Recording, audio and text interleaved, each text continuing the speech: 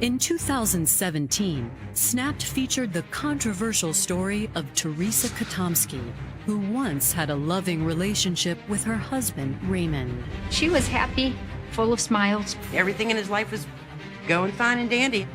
Until a mysterious illness struck Raymond. He is unresponsive, unconscious, in the beginning stages of his kidneys shutting down. When this medical scare turns into a homicide investigation, Teresa becomes suspect number one. That she wanted life support terminated in the absence of the family. At that point, I was like, something is totally wrong here. Now serving 15 years to life with the Ohio Department of Corrections, Teresa agrees to speak on camera for the first time and share her side of the story 11 years later. I'm just a good person. I would never hurt anybody. We had a good place. We had a good future. I loved my husband. But many elements of the case would suggest otherwise. He and his wife were having serious arguments. She's caught in several lies. Teresa decided to teach Ray a lesson, and a lesson that eventually backfired. Investigators would face an uphill battle in their search for answers. The fact that we didn't have physical evidence was challenging. When they told me that he had antifreeze in his system, I was overwhelmed. I just broke down.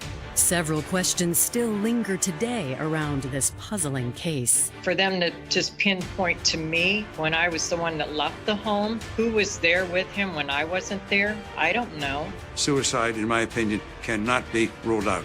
I think there's a very good chance that it was not a homicide. Only one person knows the truth for sure. But can she be trusted? Nothing about her statements and nothing about the timeline fit. I'm behind bars for something I didn't do. My name is Teresa Louise Kotomski. I choose to do the interview today because I feel that I would like to get my part of the story out, answer some questions that people are not aware of the real answers to them. I feel that people need to know that I'm innocent. I did not murder my husband. This all began with a 911 call at 9:17 a.m., August 13th, 2009 in Pierpont, Ohio. The call was about Teresa's 65-year-old husband, Raymond Kotomski. Teresa was on the line, but curiously, she was not the one who found Ray in crisis. My mom went to check on Raymond, and she told me that he was non-responsive on the floor. I hung up from my mom, and I called 911 and met the ambulance out there. I need an ambulance, man down. Barely not, it's my husband. The local volunteer fire department responds to the address, finds that he is incredibly sick. He is unresponsive, unconscious. EMS couldn't really figure out what was wrong with him. Teresa rides to the hospital with the ambulance with Raymond. Teresa tells one of the paramedics that Ray had been ill for the last couple days. He was groaning, that something was wrong. He didn't feel good. She said, "What's wrong?" He said, "Oh, I drank something sweet." As they raced to the hospital, the EMTs worked to stabilize Raymond as Teresa held his hand.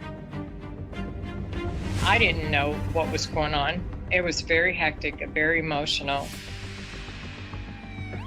What could have caused him to get sick like that? I prayed and prayed that he would wake up and let us know what happened. But once at the hospital, Raymond's condition begins to look even more grim.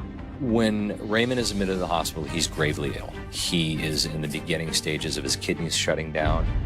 Mr. Kotomski was simply not responding to treatment. As doctors struggled to stabilize Raymond, Teresa waited nervously nearby, seemingly reacting as any concerned wife would. Born in 1960, Teresa grew up a few miles from Pierpont in the town of Conneaut on the shores of Lake Erie. She's a good friend to have around. If you needed something, Teresa would give the shirt off her back to you. After graduating high school, Teresa married, but the marriage didn't last. There were relationship issues, nothing scandalous or horrible. It was simply over the test of time, it didn't work out. Teresa found herself a single mother to 3 children. She was capable, intelligent, and confident enough that she knew how to provide for herself and her family. By 2003, the 43-year-old single mother was also a grandmother. Teresa's a good mother, a good grandmother. I think she was lonely. She was looking for someone to love her. After being unmarried for 21 years, Teresa decided to give online dating a try. And one of the first people she met was Raymond Kotomski. Almost 16 years older than Teresa, Ray was from Pittsburgh. After an Army stint, Ray married in 1967 and started a family of his own. I came from a family of 11, and Ray always wanted, he said, 12 children. He was going to outbeat my mother. Raymond and Mary Lou didn't quite manage that, but the couple had 4 children, and Ray worked to support them. He was a provider, and he worked hard to do that. Raymond spent almost 30 years as a guard in one of Pennsylvania's toughest prisons. That's where all the lifers and death penalties were kept. And if you were a troublemaker inside the wall, you were sent there. But Raymond's favorite role was that of father and eventually grandfather. He cared for kids a lot. Anything his grandkids wanted, they had. He retired in 2000, and in 2003, Raymond and Mary Lou divorced. He went his way and I went my way. Ray was the type of person who just needed somebody. Teresa's the first one that came along. I never would have figured my father to be, dating somebody on the internet. I really wasn't on that dating site that long when I met Ray. Pretty much it's kind of funny because the day that I actually started talking to him, I was clicking out of that website and he just automatically, the icon came up and I'm like, where'd you come from? What attracted me to Raymond? He was an older man. He was very polite, good looking. Finding love later in life has some positives because you know what you want and what you don't want. However, the other side of that is if you've been lonely or if you felt isolated for so long, it's possible to rush into a situation. We talked online for months before we met up. And we met up and I drove there. He would take me riding horses and go out to eat. We had a really good, relationship starting off. It was quick, like a few months, and they were engaged. 44-year-old Teresa and 60-year-old Raymond married in 2004 at a small ceremony in her hometown of Conneaut, Ohio. It was just a small wedding at the church, small reception. There wasn't a lot of people there. I'd say maybe 25, 30 people. They were both real happy. She enjoyed having somebody who actually shared the burdens of life with her, and she was happy, full of smiles. The newlyweds settled in the small town of Pierpont, Ohio. Buying a house closer to her family. It turned out to be important that she was closer to her family because just a couple of years into the marriage, a terrible tragedy struck. I have 2 sons and I have a daughter. My daughter was in a car accident in 2006. It's hard to explain when you lose a child. She was my only daughter. She was 21 at the time of the accident. Trauma changes our brain, especially if there is a tragic loss. Not only did Teresa have to endure this loss of her child, she then had an added responsibility of becoming a parent all over again to her grandchildren. She left behind 2 children, a granddaughter and a grandson, which I'm thankful that they wasn't in the car with her, and I got custody of them. It was kind of hard at first because, I already raised 3 children. The girl was only 11 months old when her mom passed, and the boy was 1.5 years. So to have 2 in diapers and a bottle was kind of rough, but it was still enjoyable. Raymond was delighted to take the children in as his own. There was no difference between his family and her family.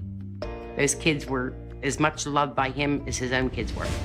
But soon, cracks began to appear in the marriage.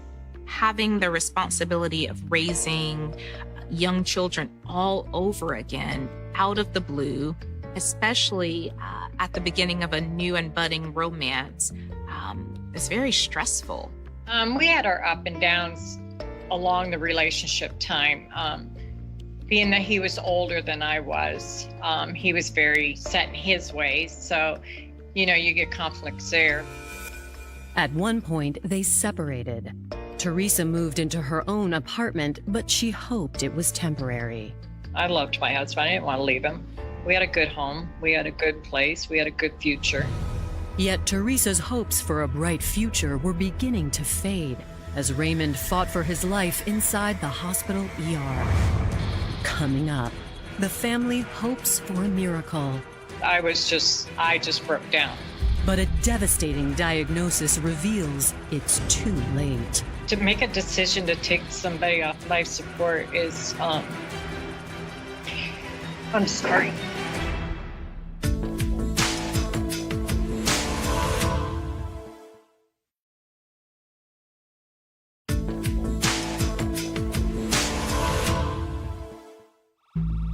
On the morning of August 13th, 2009, 65-year-old Raymond Kotomski was fighting for his life inside Conneaut Medical Center.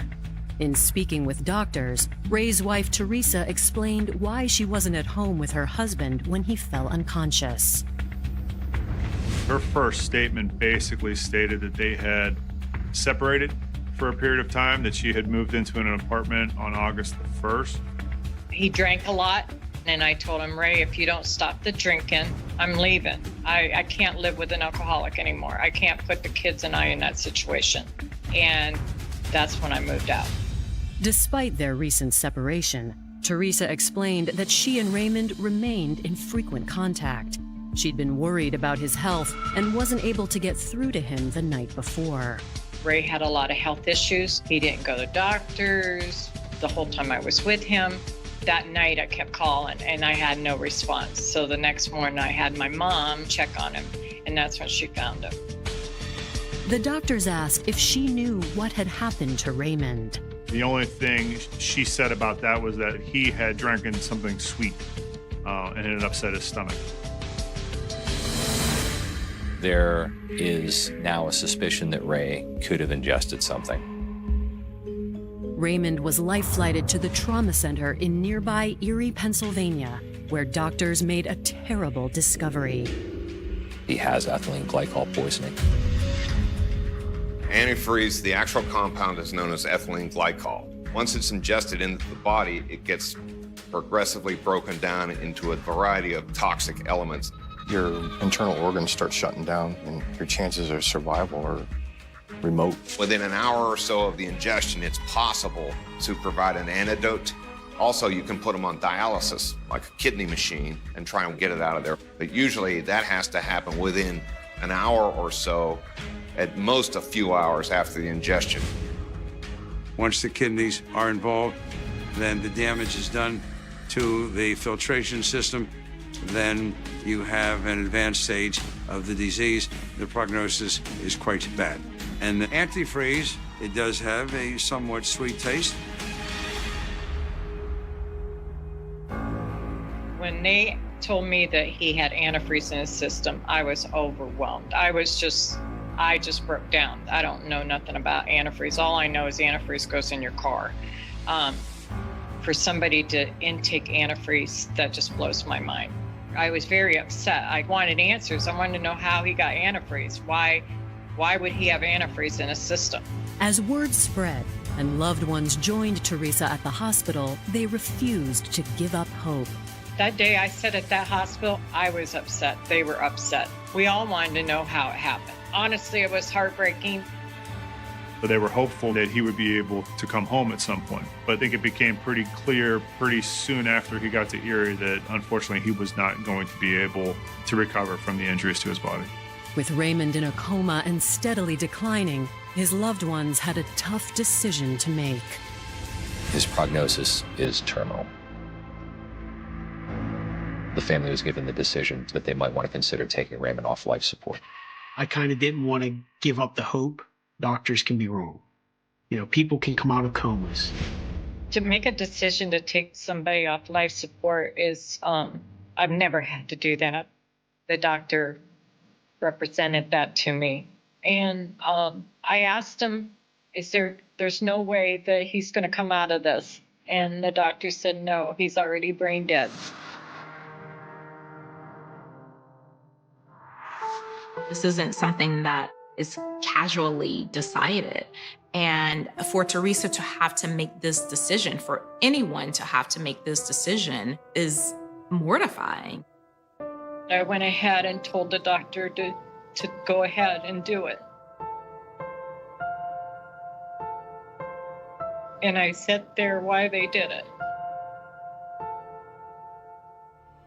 Do you need a moment? Yes, please.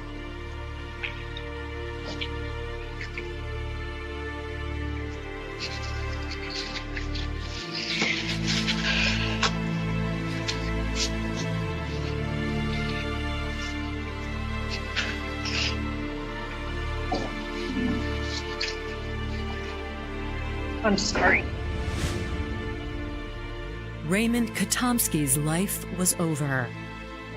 But the investigation into his death was just beginning. A doctor can only sign a death certificate as a hospital-based physician in cases of natural death.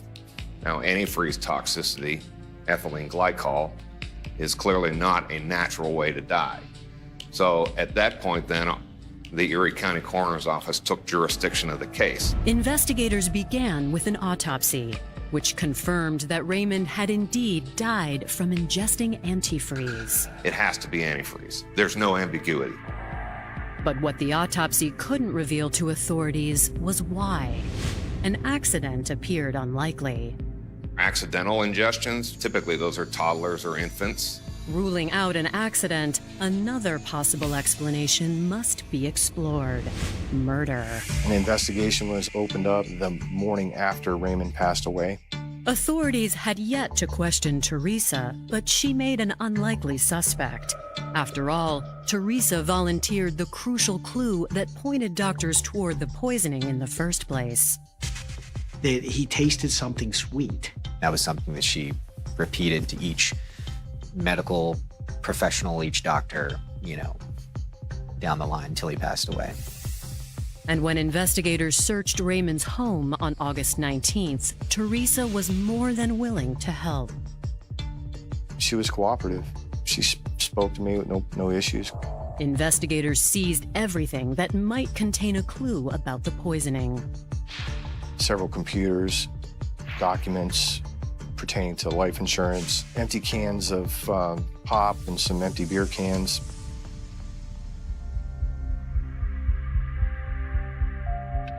We found some antifreeze jugs in the garage. One container was open, so investigators sent it to the crime lab for analysis. I would expect that if Ray had used that container of antifreeze to kill himself, his fingerprints would be all over it. The results were surprising and suspicious. They came back with nobody's fingerprints on it. Not Ray's, not Teresa's, not the store clerk's, not somebody who packaged it, not the guy who made it at the factory. Nobody's fingerprints. This was not an accidental death or a suicide, so it was at that point in time that Teresa was the only suspect. Coming up, investigators finally questioned Teresa, who details a desperate attempt to save her marriage. Moving out was possibly a way for her to teach Ray a lesson. And authorities wonder, had it pushed Raymond over the edge? He told my brother, he said, if you don't get Teresa and the kids back, I don't have no reason to live.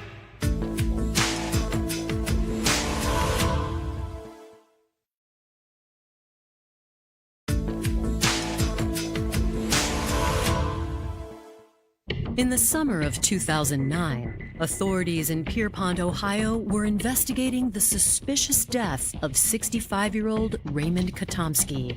After executing a search warrant of Ray's home, investigators had only one suspect, his estranged wife, Teresa. We believed that it was a homicide. It was a time to interview Teresa and get her timeline, her version of events of when things happened. In her first interview with detectives, Teresa told them about the days leading up to Raymond's falling ill and provided a new theory that she had never mentioned to medical professionals. Teresa tells investigators that she believes that Ray had killed himself. At the hospital, she never alleged that it was a suicide. She never claimed that, well, Ray must have killed himself. But why would he consider suicide? They had, in fact, separated and were going to be ending their marriage. When he would drink a lot, he would get on edge. So maybe, yell at the kids because they're being too loud or something like that. Teresa said there was no actual abuse, but it seems that the drinking was something she really didn't want her grandkids around.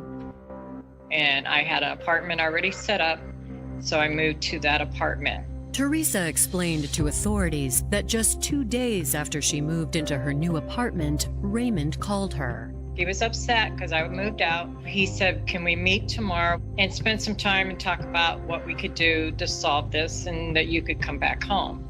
So we did that. Teresa's statement is that on August the 11th, the family spent some time together, that the kids came over, they went to one of the state parks that's near the house. We also have on August the 12th where Teresa says that she's gone back over to the house to spend some time and do laundry with Raymond. I went out there. He was blurring his words, and I'm like, okay, you're drunk. There's no way of talking out your relationship with somebody when they're drunk. I said, so I'm leaving. And I said, do you need anything? And he said, no. He said, I already had something. I had something sweet. So I just said, okay. I told him, call me when he wakes up, sleep it off, call me, and we'll talk. So I left. The next morning, Raymond was found unconscious. Teresa told authorities that recently her husband had even hinted at suicide. There was a time that he talked to my brother, and he told my brother, he said, if you don't get Teresa and the kids back, I don't have no reason to live because they're all I got. Maybe if he did anything, he did it to get me to come back home. When you do have a domestic contention to such a point that the wife has moved out of the house, then suicide, in my opinion, cannot be ruled out. Teresa claimed he had been drinking that day on the 12th. But was he really dying of antifreeze poisoning? The initial stage, which is the central nervous system stage, where the individual initially appears to be intoxicated. When authorities checked with Raymond's family, they refused to believe he would have committed suicide. He was Catholic, and that was like a sin. Ray was never a quitter. Ray would never do that to his grandkids. There's no way he would have done this on his own. No way. People that commit suicide generally have a reason to commit suicide, such as being depressed, becoming despondent, not making long-term plans. To the contrary, Raymond was making some long-term plans. We were talking about going on a hunting trip. We were going to go on a golf outing. He wanted to possibly purchase some land. It just didn't make any sense. His children also revealed to investigators that they'd been totally against taking their father off life support. I kind of didn't want to give up the hope, and I thought, what is really going to hurt if we go and discuss it? But at one point, they stepped out of Raymond's room. Teresa stayed in the room with the doctor, and she told the doctor, pull the plug. My kids were quite upset about it. Why did you do this after we left the room? I did ask that doctor, what about the family? And he verified to me that I was his wife, and it was my decision. He was brain dead. They couldn't do dialysis anymore. The family was very concerned about the manner in which it was done, but legally, as Raymond's wife, she would be the one who had that decision-making process. I knew that they would be upset as much as I was upset that I had to do it. But the way the doctor informed me that he wasn't coming back, I went ahead and made that decision. I I think it's very significant that she wanted life support terminated in the absence of the family. That really threw red flags up to me. Her wanting to pull the plug right away and have him cremate it right away. She didn't want to have a funeral or anything. It was like just kind of toss them in a bag and get rid of them. And at that point, I was like, something is totally wrong here. Investigators agreed. Although they had no direct evidence implicating Teresa, they believed she was responsible for her husband's death. We felt that Teresa was, at this point, our only suspect. With Teresa in police crosshairs, the investigation stalled. 6 months after Raymond's death, the economic collapse of the mid-2000s hit, and the Ashtabula County Sheriff's Office was hit hard. February of 2010, we had 16 deputies from the Sheriff's Department that were laid off. In essence, nobody investigating murders for about 2 years. In that time, Teresa seemed to move on. We kept on feeling, she's gotten away with it. Pretty shortly after the death, she obtained all of the insurance benefits from the estate of Ray Kotomski. I want to say close to $200,000. She purchased a house. Her and the grandchildren moved in the house. And she found a new boyfriend, a truck driver named Tim Shoemaker. I don't think she did anything wrong. She's just a good woman, a very Christian woman. But Teresa never thought it was over. She knew that they were after her. By 2012, the Ashtabula County Sheriff's Office was able to return to its former operating budget, and investigators were ready to get back to work on the Kotomski case. In 2012, our special prosecution unit in the Attorney General's office was asked to come in to evaluate the case and to decide whether to take it to trial. As part of that process, authorities brought Teresa in to talk about her husband's death. We were investigating it as part of the a cold case homicide. I might want to consider into getting a lawyer. And that's the last time that she speaks with law enforcement officers. Despite Teresa's refusal to acknowledge any involvement, Ohio investigators had made up their minds. When you look at the case, it is a circumstantial case. But in the end, quite frankly, I have a great deal of confidence in our investigators. And so when they both came back and said, we think we should go for this case, we think she's guilty, and we think we can prove it, then I approved it. On March 28, 2014, almost 5 years after she'd ordered Raymond taken off life support, the investigators knocked on the door of Teresa's new house. She didn't appear to be surprised. I knocked on the door, told her that she was under arrest. She turned to her living boyfriend and gave him some instructions on how to take care of the children, and walked out without saying a word. I was shocked. I was shocked that I was being arrested for something I didn't do. They had no evidence that I did anything. In my mind, I knew that I was innocent. Coming up, Teresa tries to drum up new suspects. When I left him, I don't know if one of his buddies came over. And accusations fly in the courtroom. Teresa basically killed Ray for his money.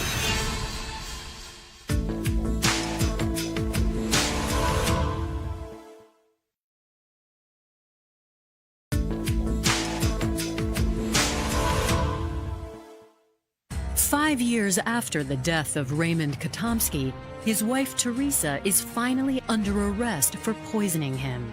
However, prosecutors were not entirely confident they could get a guilty verdict for murder. They did offer her a plea bargain, and she refused the plea bargain. She said, no, I didn't do it. Absolutely didn't do it.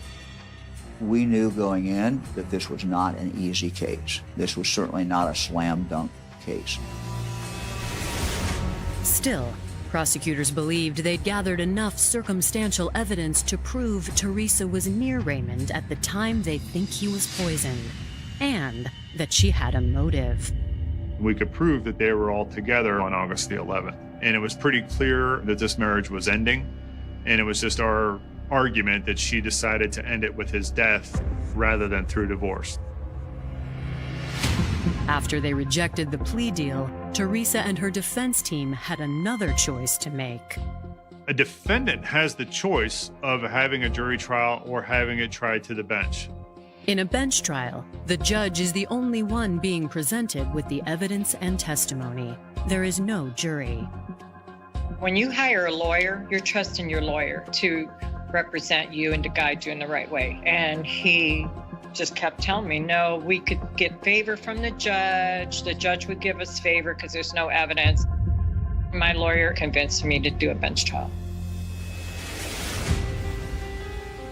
I thought because of the lack of evidence, I would be better off with a judge as compared to 12 people who may very well get emotionally involved in this thing, and I didn't want that to happen.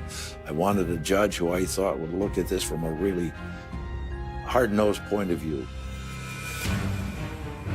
In the prosecution's opening statement, they painted Teresa as a cold-blooded killer. This isn't just shooting somebody and getting it over with. This isn't quick. This is something that he's going to suffer. The alleged motive? Greed. Teresa did benefit significantly from a life insurance policy, close to $200,000, which around here is a lot of money. And he worked for the Department of Corrections for 30 years. He had a good pension. He had good medical benefits to continue on. Teresa basically killed Ray for his money. While Raymond's family may have believed that, the prosecution still needed to prove it. If it was a homicide by antifreeze, who would have had the opportunity to do this? To answer that question, the prosecutors first turned to the forensic pathologist who'd conducted Raymond's autopsy. My trial testimony was that the clinical findings and the pathologic findings all corroborated and substantiated the fact that Mr. Kotomski died as a result of ethylene glycol toxicity. We were able to develop through his testimony exactly how antifreeze poisoning works in the human body. We were then able to show different pieces of evidence that fit into that timeline. There are 3 stages generally that are referred to with regard to ethylene glycol poisoning. The first stage, you begin to have cognitive problems associated with sensory perception and motor coordination and so on. And that usually begins to occur within a matter of hours. It's something like being drunk. The second stage usually leads to congestion with fluid in the lungs and the inability to breathe properly. The third stage then is when the kidneys become involved, and that's going to lead to renal shutdown, renal failure. And ultimately, death. The prosecution explained that Raymond had spoken to several people on August 10th, 2009, 3 days before the 911 call, and he was fine. Then there were a flurry of calls between Teresa and Ray on the morning of August the 11th. In her statement, she had said that she went over to visit him a little after 10 a.m. that morning. Based upon her statement in the phone records, we were able to show that they were together until about 7 p.m. on that evening of August the 11th. At about 10:17 on the evening of August the 11th, he left a voicemail message for a friend, and in that message, he was incoherent, he was rambling, and appears to be intoxicated or drunk. He was probably in stage 1 of the antifreeze or ethylene glycol poisoning at that point in time. And as for Teresa's claim that Raymond was a heavy drinker, Teresa had said that he had been on a bender. We would expect to see alcohol in his system if that were the case. But not only did the autopsy not show any alcohol in Raymond's system, there was no alcohol in his system when he got to the hospital. prosecutors argued that after Teresa allegedly administered the poison on the 11th, Raymond's condition progressed rapidly. According to the phone records, Raymond didn't make any more calls after 1:45 p.m. on August the 12th. If he had ingested the ethylene glycol on the morning or afternoon of the 11th, then it is possible that by the afternoon of the next day, the 12th, he would have been in a stupor. We were able to go back from there and get an even tighter timeline to show this few hours here is the point in time where he would have had to have ingested the antifreeze. Who was around him at that point in time? It was only Teresa. Prosecutors also presented GPS phone records that proved Teresa was at Raymond's home when he likely ingested the poison.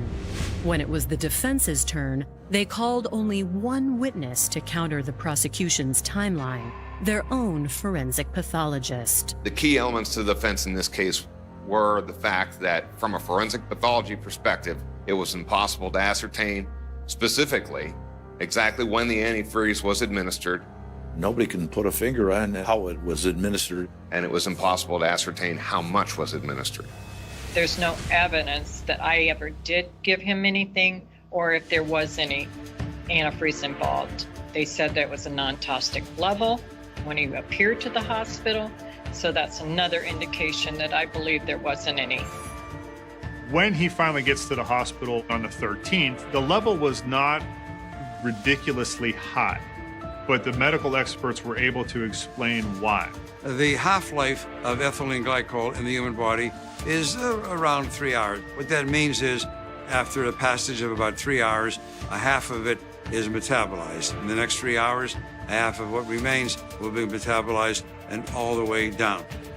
Prosecutors note that Raymond's blood showed 9 milligrams per deciliter, but that was about 14 hours after the 911 call. So when the antifreeze entered his system, which was likely sometime late morning, early afternoon on the 11th, 2.5 days before his blood was tested, the ethylene glycol level would have definitely been fatal. However, some questions still remain. In this case, we do not know exactly when this gentleman took the ethylene glycol. We do not know if that which was given on one occasion or repetitively. There's no evidence of how it got in his system, whatever. That's what I'm trying to get across. There's no evidence of it. He could have it done deliberately to take his life, in which case it's a suicidal death. I have known some people who have done that. According to the defense, that all added up to a very reasonable doubt. The unknown question, how did it get into his body? Now, you can't make the quantum leap and say, well, Mrs. Kotomski was there, so ergo, she did it. You can't make that conclusion. The prosecution and the police want you to come to that conclusion, but there's nothing there that shows that. Someone administered the poison, but who? Those are questions that if the audience is asking, I'm asking too. I'd like to know. Will we ever know? I pray one day we will. When I left him, I don't know who else he called out. I don't even know if maybe one of his family members came. I don't know if one of his buddies came over. However, there is no evidence that anyone else in Raymond's life had a motive to kill him. Nothing about her statements and nothing about the timeline fit. She's caught in several contradictory statements. She's caught in several lies. Coming up, the judge reaches a decision. The court finds the defendant, Teresa Kotomski, not guilty. But a stunning twist takes everyone by surprise. I swear before God, I never, ever would hurt anybody.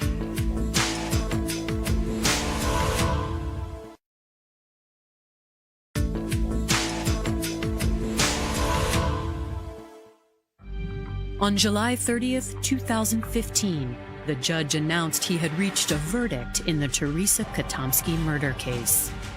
She was charged with murder, and she was also charged with contaminating a food substance. The first charge they announced the verdict on was the adulterating a food substance or poisoning food.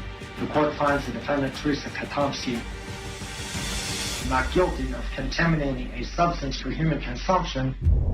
The defendant, Teresa Kotomski, is the person who administered the antifreeze to Raymond Kotomski. The court finds the defendant guilty of murder. She was not guilty of administering any poisons to anybody, but she was the cause of his death as a result of the glycol poisoning. It just doesn't make sense. Absolutely no sense whatsoever. I was devastated. I don't know the laws and everything, but how can you find somebody not guilty for the poison substance that they said killed him, but then find me guilty of murder. So where do you get that at? The apparent contradiction is explained by the legal wording of the contamination charge. What the state had to prove with respect to the contamination charge was what specifically was contaminated. Unlike the murder charge where we just had to prove he was killed, the judge just found that we had not been able to show specifically what was poison. They have no evidence that I gave him any antifreeze. I was just overwhelmed. I don't understand the system. Teresa was sentenced to life in prison with the possibility of parole after 15 years. Teresa was held accountable for what she did. The judicial system got it right. Teresa's friends disagree. Teresa's not that kind of person. She doesn't have a mean bone in her body. Teresa did not poison her husband, so I fully reject the court's conviction of Teresa Kotomski. I have a lot of people out there that know and support me, knowing that I'm innocent. I thank them. I thank them for being beside me through this. I thank them for trying to help to prove my innocence. What I would like to say to Ray's family is I'm sorry for their loss. I'm deeply sorry for their loss. But I had nothing to do with their father's death. Nothing to do at all. Despite the presence of ethylene glycol in Raymond's system, Teresa does not believe that's what killed him. I believe Ray died of diabetes, untreated diabetic. Ray was never tested for diabetic, but I believe he went into a sugar coma. That's what I believe. Yes, definitely. I believe that 100%. Sometimes you grasp at straws when you're feeling hopeless. And I think that's what Teresa was doing when she tried to come up with unlikely excuses for her husband's death. So far, Teresa has served more than 5 years behind bars. From her perspective, she is another victim of this tragedy.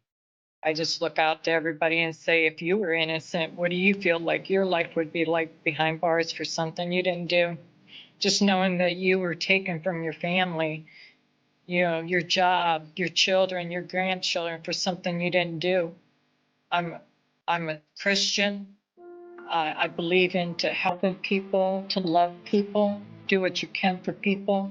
I love my children. I love my grandchildren. I love my family. I'm in prison. I'm with a lot of women in here, and they even say, how could you be here? You're such a nice woman. You're like an oddball here, you know? And I love to hear people say that because that's how I am. I just pray that somebody out there will see and that I could get the help to prove my innocence. Nobody in Ashcombe, Virginia, believed the old detective would solve anything anymore. They believed he came to the station out of habit. They believed the yellowed files stacked inside his office were souvenirs from another era. They believed retirement had already taken everything except the uniform hanging in his closet and the stubbornness in his bones.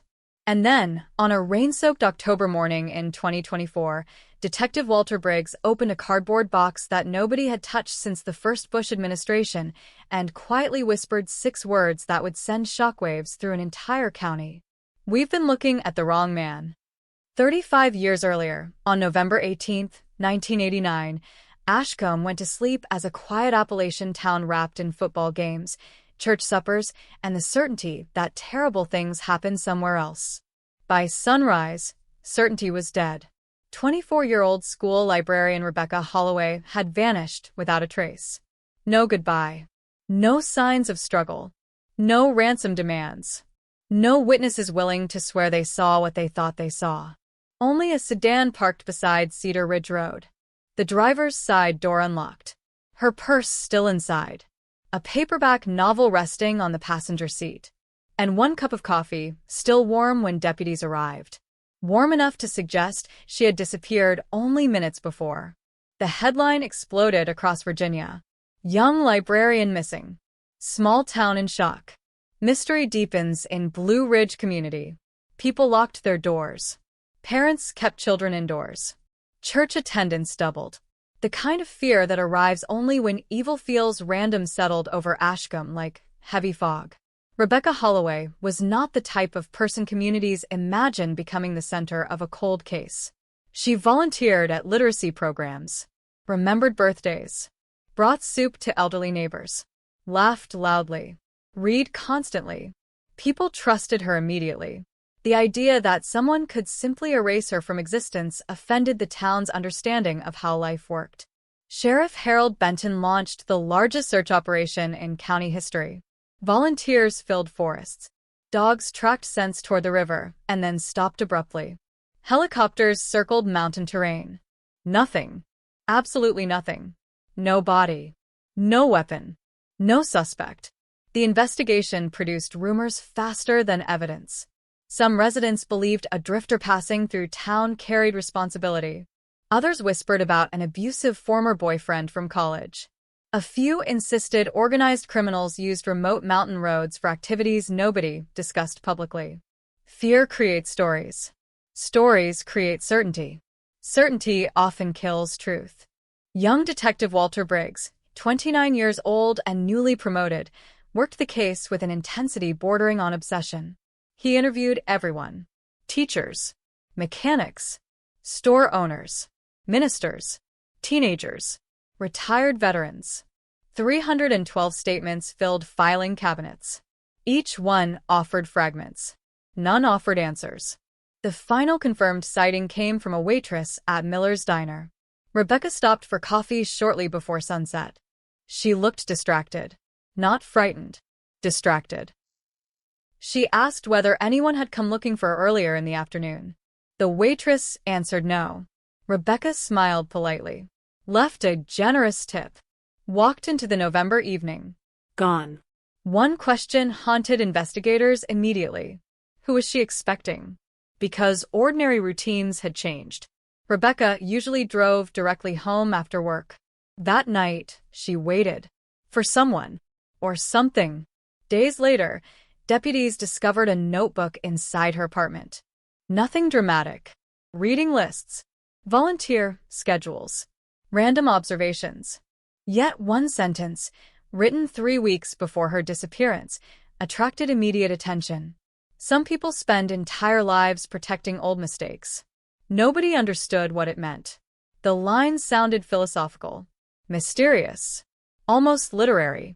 Detectives noted it, then moved on. Mistake number 1. The years passed. Leads evaporated. Witnesses relocated. Memories softened. Ashcombe adjusted. Not completely. Communities never completely recover from unanswered violence. They simply develop rituals for carrying uncertainty. Rebecca Holloway became part person, part legend. New generations learned her name through newspaper anniversaries and whispered warnings about Cedar Ridge Road after dark. The official label eventually arrived. Cold case. 2 words capable of freezing entire families in time. Walter Briggs never accepted them. Every promotion, every transfer opportunity, every major investigation throughout his career carried one constant companion: Rebecca Holloway. The file followed him like a shadow. Marriages ended. Partners retired. Sheriffs changed. Technology evolved. Still, the box remained inside storage. Waiting. Patient. Silent. By 2024, Briggs had announced his own retirement. 45 years in law enforcement. One final month. One final stack of paperwork. One final goodbye. The department planned a celebration. Cake. Photographs. Speeches. Everything communities organize when they want to honor persistence. Walter wanted none of it. He wanted answers. On that October morning, rain hammered against station windows while younger detectives processed digital evidence from modern crimes. Briggs walked into archives. Dust floated through weak fluorescent light. Cardboard boxes stretched endlessly. History sleeping. He found Rebecca Holloway's case file exactly where he left it. Faded labels. Bent corners. Thousands of pages. He carried the box upstairs. Alone. Nobody noticed. Nobody thought much about old men and old cases. The first hours produced nothing new. Interview transcripts, photographs, maps, dead ends preserved carefully across decades. Then he reached an evidence envelope containing duplicate witness statements. Copies. Forgotten copies. One document immediately bothered him. The statement belonged to Frank Mercer, gas station owner, deceased since 2003. Frank originally told investigators he saw Rebecca driving alone at approximately 6:40 p.m. Simple, clear, consistent. Except another version of the same interview existed. Typed 3 days later. Different wording. Frank no longer claimed certainty. Now, he said he observed a passenger. A man. Tall. Wearing a dark coat. The discrepancy should have triggered alarms in 1989. It didn't. Nobody noticed. Or nobody wanted to. Briggs stared at both pages. Identical signatures. Different facts. He felt something ancient awaken inside him. Instinct. The dangerous gift separating experienced investigators from ordinary observers. People lie. Paperwork rarely lies accidentally. Someone altered the narrative. The question was devastatingly simple. Why? He reopened every statement involving Cedar Ridge Road. Patterns emerged. Tiny patterns. Invisible patterns. 3 witnesses initially mentioned another vehicle near Rebecca's car. All 3 references vanished from finalized reports. One described an older pickup truck. Another remembered distinctive headlights. The third admitted uncertainty, but insisted 2 engines operated near the roadside that evening. Final reports omitted everything. Coincidence seemed impossible. Briggs worked through the night. Coffee growing cold. Rain continuing outside. At 2 o'clock in the morning, he found the detail that changed history. An evidence inventory listed tire photographs taken near Rebecca's abandoned sedan. The photographs themselves remained missing. No explanation. No transfer records. No destruction authorization. Simply gone. Missing evidence inside a missing persons case. His pulse accelerated. 35 years of assumptions suddenly felt unstable. The next morning, he requested assistance from Detective Lena Ortiz, 32 years old and skeptical of old mysteries. She entered his office expecting nostalgia. Instead, she found organized chaos. Documents covered every surface. Timelines stretched across whiteboards. Coffee cups multiplied like evidence markers. Briggs handed her both versions of Frank Mercer's statement. She read quietly. Then read again. Silence. These can't both be true. Exactly. They couldn't. Somewhere between initial interviews and official conclusions, facts changed. Questions disappeared. Possibilities narrowed artificially. Lena examined additional files. The same pattern emerged repeatedly. Alternative observations minimized. Contradictions resolved conveniently. Complexity simplified. The investigation had not merely stalled. It had been guided, directed, shaped. By whom remained unknown. News of renewed interest spread quickly through Ashcombe. Retired residents called the station. Journalists requested interviews. The phrase appeared once more after decades of silence. Cold case breakthrough possible. Communities possess extraordinary memories for unfinished stories. People who ignored the case for years suddenly remembered tiny details. A woman recalled hearing arguments near Cedar Ridge Road. A former deputy admitted feeling pressured to avoid certain lines of inquiry. An elderly pastor remembered Rebecca asking unusual questions during church functions months before disappearing. Questions about local land transfers. Questions about family histories. Questions about events that occurred long before she was born.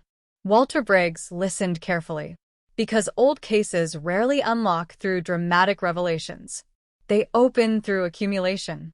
One forgotten memory. Then another. Then another. Until truth begins outlining itself against decades of silence. The pastor shared something else. 3 weeks before vanishing, Rebecca told him a sentence he never forgot. Some people inherited secrets they never intended to keep. The words echoed her notebook entry. Old mistakes. Inherited burdens. Protection. The language suggested history. Not random violence. Not opportunistic crime. History. Ashcombe possessed plenty of history. Mining disputes. Property battles. Political feuds stretching across generations. Families remembered conflicts their grandchildren barely understood. The mountains kept records differently than cities. Not on paper. Inside memory. Inside loyalty. Inside silence. Lena Ortiz asked the obvious question. What if Rebecca wasn't investigating literature or genealogy, as everyone assumed? What if she discovered something specific? Something dangerous enough to survive decades? Walter Briggs leaned back slowly.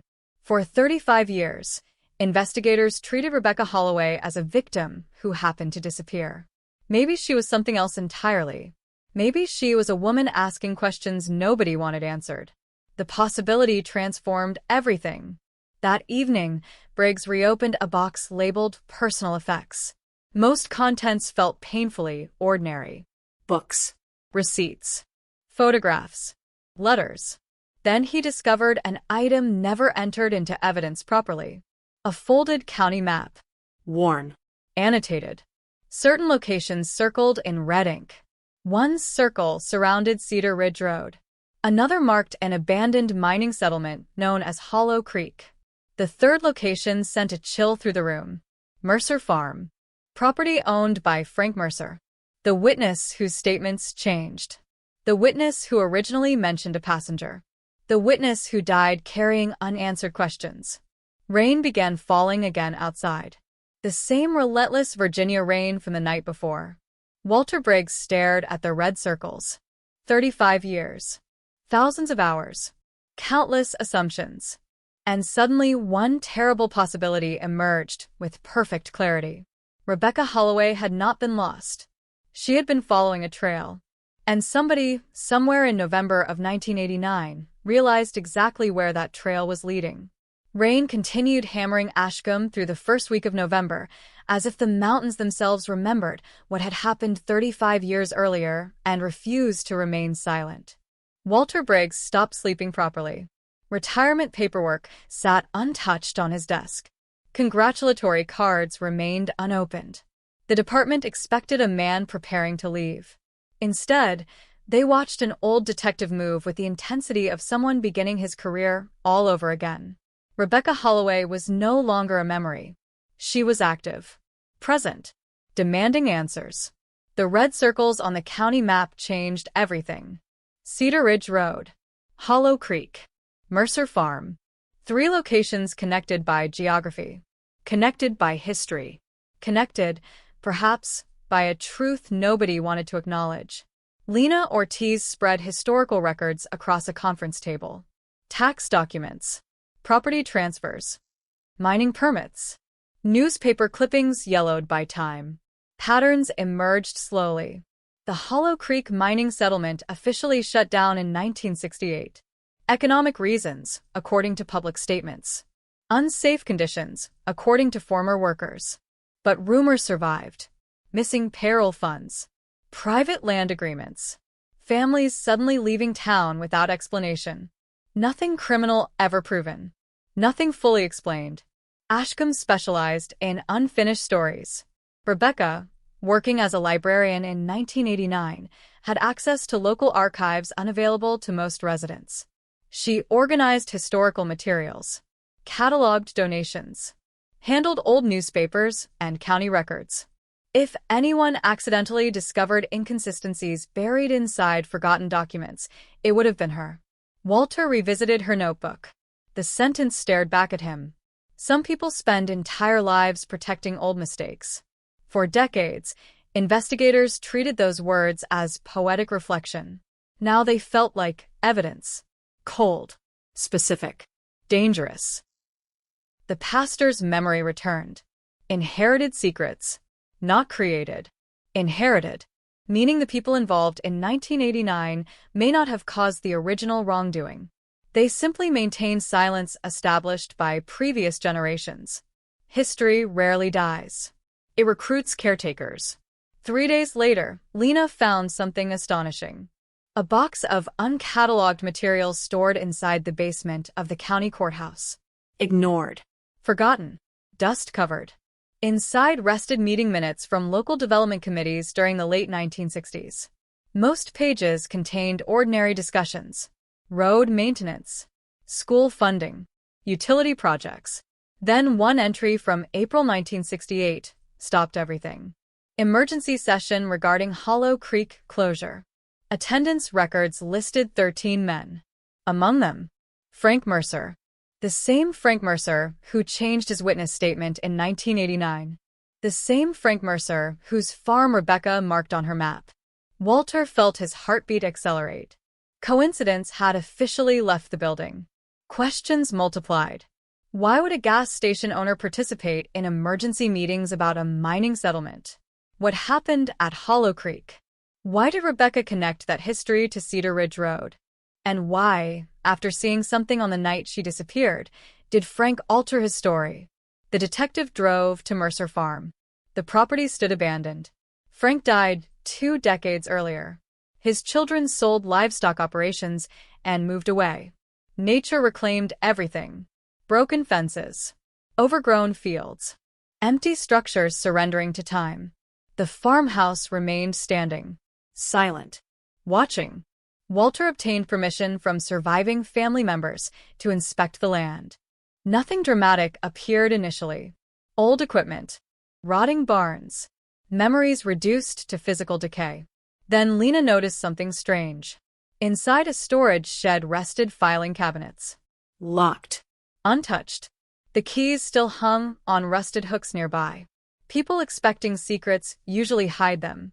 People believing secrets died with them become careless. The cabinets opened with surprising ease. Insurance documents. Agricultural records. Receipts. Then a thin folder labeled simply, Hollow Creek Private. Silence filled the room. Inside rested newspaper clippings never published publicly. Letters between local businessmen. Meeting notes.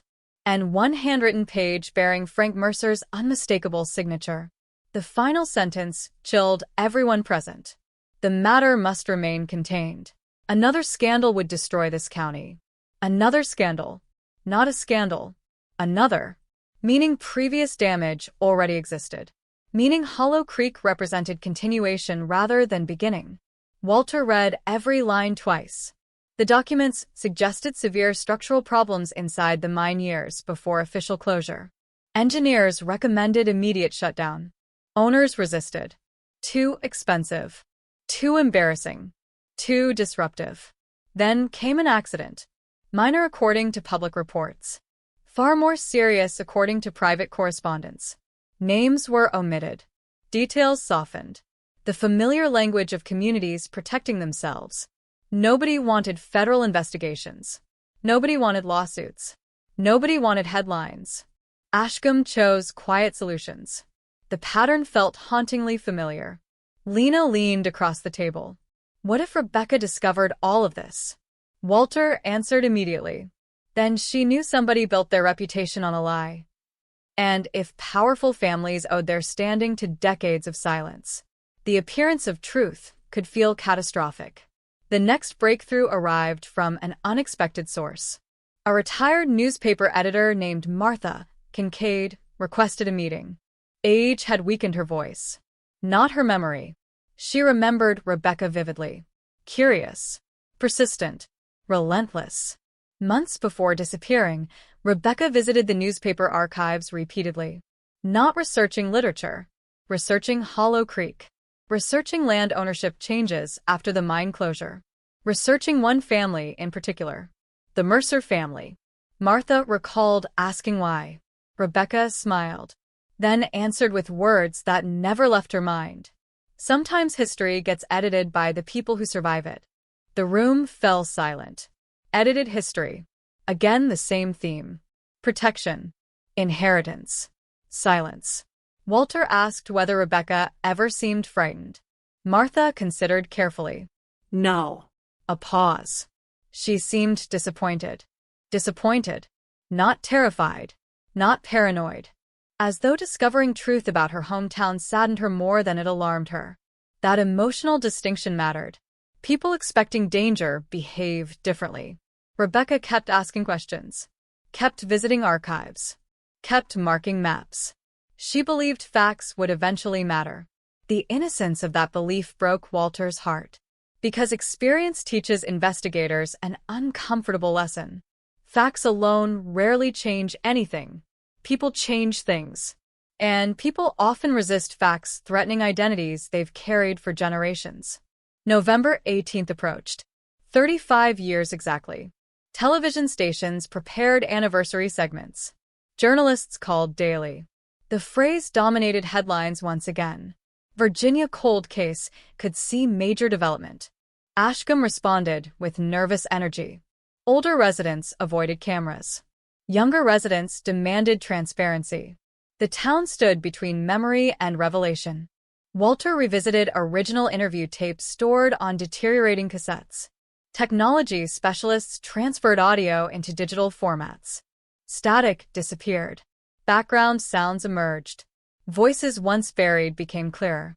And then, during Frank Mercer's first interview, something extraordinary happened. A second voice. Faint.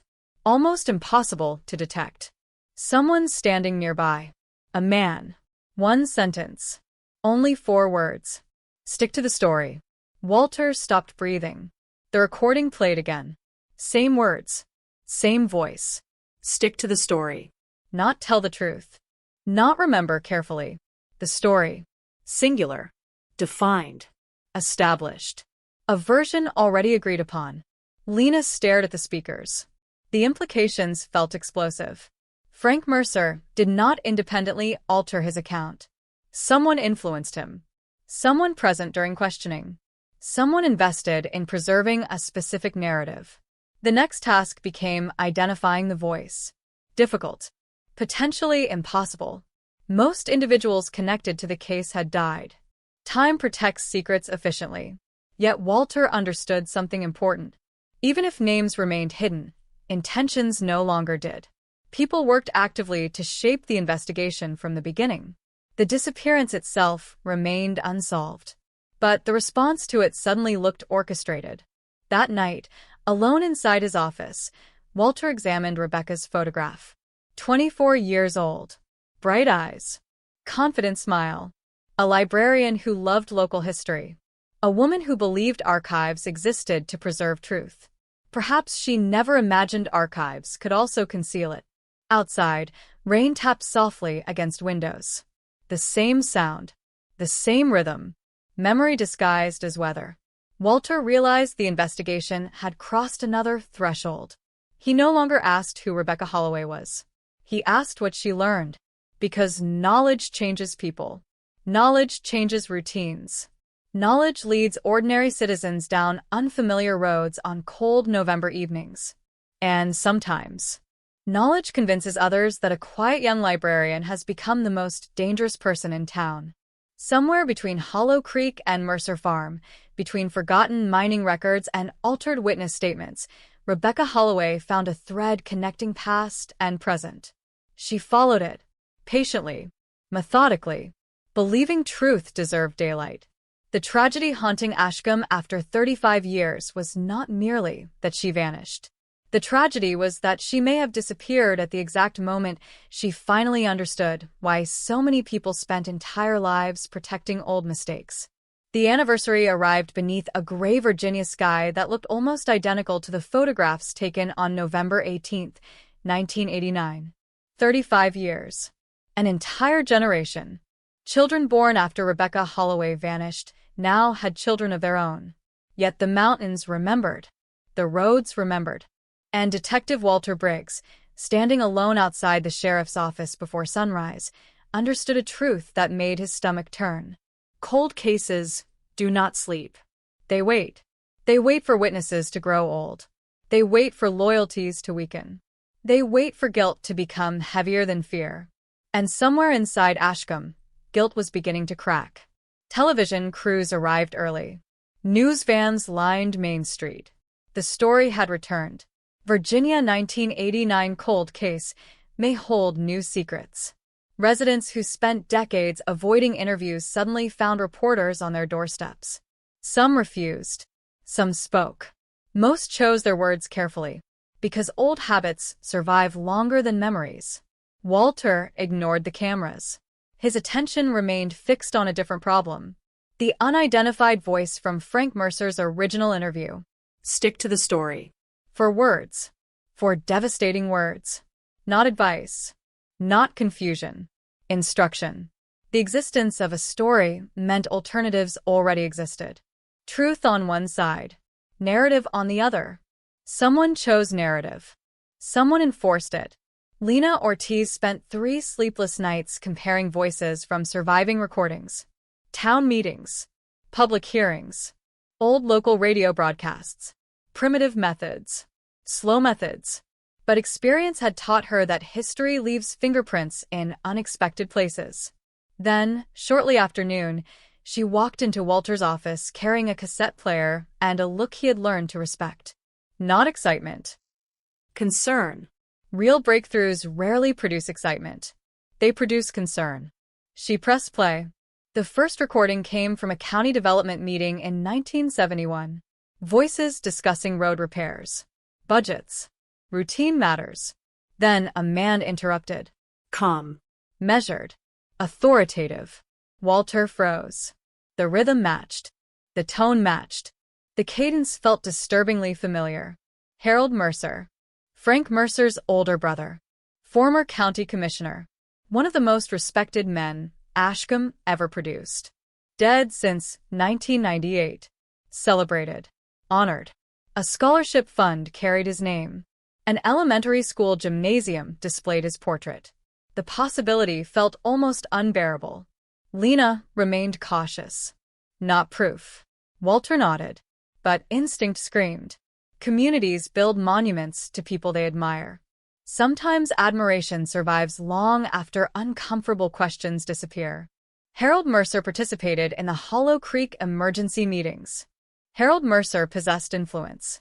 Harold Mercer stood close enough to Frank in 1989 to shape testimony. The threads tightened. That afternoon, Walter visited the Ashcombe Historical Society. A quiet brick building filled with photographs and carefully preserved nostalgia. The director, Eleanor Price, welcomed him warmly. She remembered Rebecca. Everybody remembered Rebecca. When Walter mentioned Hollow Creek, her expression changed almost imperceptibly. Tiny movements. The kind experienced investigators notice immediately. She hesitated. Only briefly. Then retrieved archive materials. Most appeared ordinary. Mining reports. Census records. Community newsletters. Yet one collection remained inaccessible. Restricted. Not by law. By request. The Mercer Family Collection. Private donations with limited public access. Walter stared at the label. The same family. Again. Always again. He requested permission. Eleanor sighed. You're not the first person. Silence. The detective leaned forward. Who else asked? The answer arrived softly. Rebecca Holloway. The room seemed to shrink. 35 years vanished. Suddenly, Rebecca stood in that very building, asking identical questions. Following identical paths. Approaching identical walls. Eleanor remembered the encounter vividly. Rebecca requested documents regarding land transfers after the Hollow Creek closure. Specifically, she wanted records involving Mercer-owned properties. Permission was denied. Private family wishes. Institutional policy. Rebecca accepted the decision politely. Then she asked one final question. Why are old business papers treated like state secrets? Nobody answered. 3 weeks later, she disappeared. Walter left the building carrying a sensation he hated. Recognition. Because he had seen this pattern before. Not in murders. Not in organized crime. In institutions. Schools. Churches. Government offices. Places where preserving stability becomes more important than confronting uncomfortable truths. People convince themselves they act nobly. They protect legacies. Protect communities. Protect children. The language remains beautiful. The consequences rarely do. November rain returned. heavy, persistent, memory falling from the sky. That evening, Margaret Lawson called the station. 78 years old. Former librarian. Rebecca's predecessor. She requested privacy. No reporters. No recordings. Only Walter. The meeting took place inside her modest home, overlooking the valley. Books filled every room. History lived on every shelf. Margaret served tea with trembling hands. Then she spoke. Rebecca knew something was wrong. No hesitation. No uncertainty. She knew. Months before disappearing, Rebecca became obsessed with county records. Not because of curiosity. Because of discrepancies. Files missing pages. Dates altered. Documents relocated without explanation. The kinds of irregularities librarians notice immediately. Most people see information. Librarians see patterns. Rebecca saw patterns. And the patterns disturb her. Margaret remembered one conversation especially well. Rebecca discovered that several parcels of land near Hollow Creek changed ownership following the mine closure. The transfers happened quickly. Quietly. Families connected to local leadership acquired valuable property at remarkably low prices. Legal? Probably. Ethical? Another question entirely. Rebecca believed somebody benefited from tragedy. The detective listened carefully. Then came the sentence that changed everything. She told me she found the original accident report. Silence. Walter felt cold. Original report? Margaret nodded. The public version described minor injuries during the mine shutdown.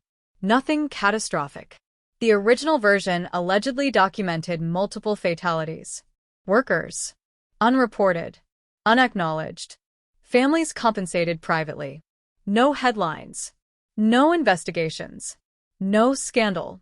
If true, Ashcombe carried a secret far larger than anyone imagined. Walter asked the obvious question. Where was the report now? Margaret looked away. Rebecca said someone removed it. Gone. Like the tire photographs. Like certain witness details. Like inconvenient truths throughout history. Removed. Edited. Contained. The same language repeated endlessly. Lena joined the investigation the following morning with fresh information. Property records revealed something extraordinary. Harold Mercer acquired significant land near Hollow Creek less than 8 months after the closure. Market value suggested a bargain impossible under ordinary circumstances. Other prominent families made similar purchases. Development followed years later. Profits multiplied. Nobody violated laws. At least, not officially.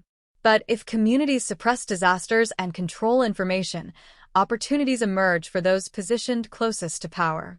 The implications spread outward like cracks in glass.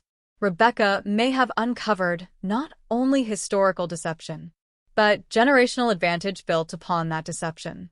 Money, land, influence, legacies. Entire family identities connected to events nobody wanted revisited. Suddenly, her disappearance occupied a far more dangerous landscape. Not random violence. Not personal conflict. Historical exposure. The most unpredictable threat of all. That night, Walter reopened a sealed evidence envelope ignored since 1989. Inside rested Rebecca's final library checkout records. Ordinary books. Regional history. Mining economics. Appalachian folklore. Then one title captured his attention. Inheritance and Collective Memory. A scholarly text exploring how communities preserve narratives across generations. Walter read highlighted passages late into the night. One sentence struck him with overwhelming force. People rarely inherit secrets directly. They inherit obligations to protect them.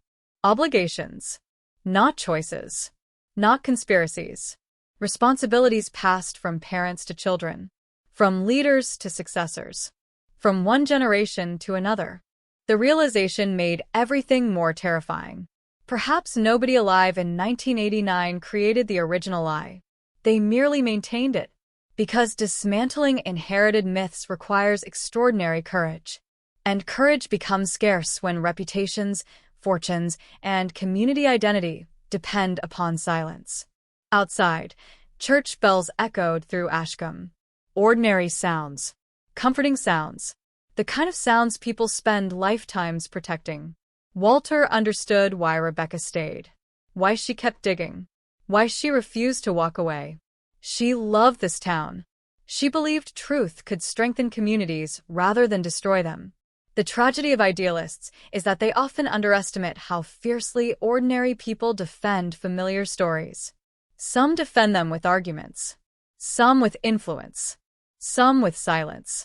And somewhere on that cold November night in 1989, Rebecca Holloway may have crossed paths with someone who believed the survival of Ashcombe depended on ensuring certain stories never changed at all. The mountains around Ashcombe had a peculiar habit. They kept echoes longer than cities did. Words spoken in anger lingered. Promises survived generations.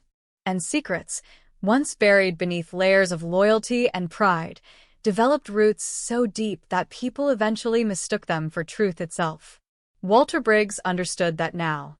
The Rebecca Holloway case was no longer a missing person investigation. It was an excavation.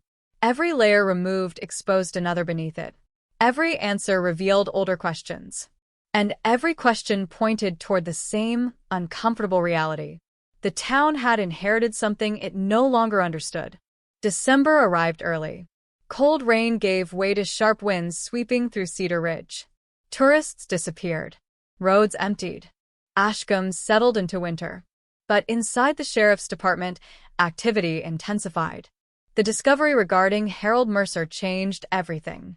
Respected commissioner, community leader, public servant, possible architect of a carefully maintained narrative stretching across decades. No accusations existed. No evidence of direct involvement in Rebecca's disappearance. Yet influence leaves traces. And Harold Mercer's fingerprints seemed to appear everywhere history became inconvenient. Lena Ortiz spent days reviewing archived council meetings. Most recordings contained exactly what one would expect. Budgets, infrastructure, agricultural concerns. Then she found something extraordinary. A closed session from February 1970. Poor audio quality. Fragments.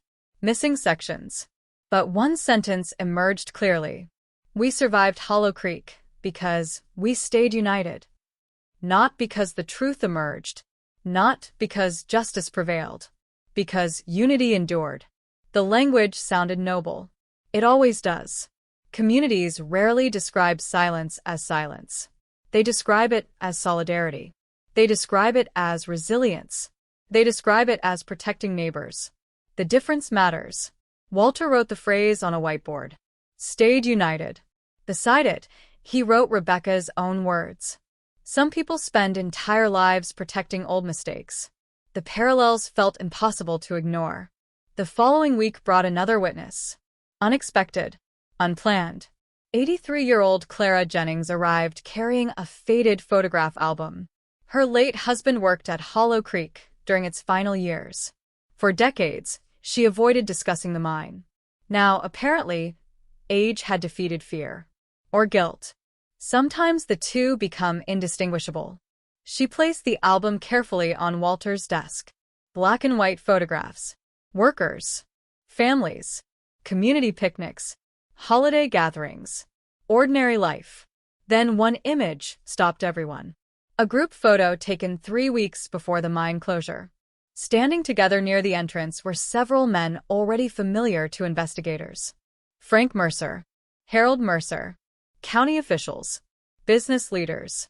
And, surprisingly, Rebecca Holloway's father. James Holloway. The room fell silent. Walter stared. Rebecca's father had never been connected to the investigation beyond routine family interviews. A mechanic. Quiet. Respected. Deceased since 2008. No controversies. No public role in local politics. Yet there he stood, smiling beside men whose decisions shaped everything that followed. The implications arrived slowly. Then, all at once, Rebecca wasn't merely researching local history. She might have been researching her own family history. The possibility felt explosive. Clara noticed the detective's expression. She nodded sadly. Your generation thinks secrets belong to strangers. A pause. They usually belong to relatives. The sentence settled heavily. Family. Inheritance. Obligation. The themes returned again. Always again. Clara remembered James Holloway as a good man. Hardworking. Honest. Yet deeply troubled after Hollow Creek closed. Nightmares. Insomnia. Sudden mood changes. Things families endure quietly. Things communities politely ignore. She remembered him saying one sentence during a church gathering in 1975. The mountain took less from us than silence did. Nobody asked what he meant. Nobody wanted clarification. Ashcombe specialized in moving forward without looking backward. Walter left the meeting carrying more questions than answers. Rebecca's investigation suddenly felt intensely personal. Not academic. Not professional. Personal. If her father participated in events surrounding Hollow Creek, perhaps she inherited more than curiosity. Perhaps she inherited unfinished business. That evening, Lena reviewed Rebecca's library records once again. Patterns emerged. Mining disasters. Collective memory. Intergenerational trauma. Land ownership.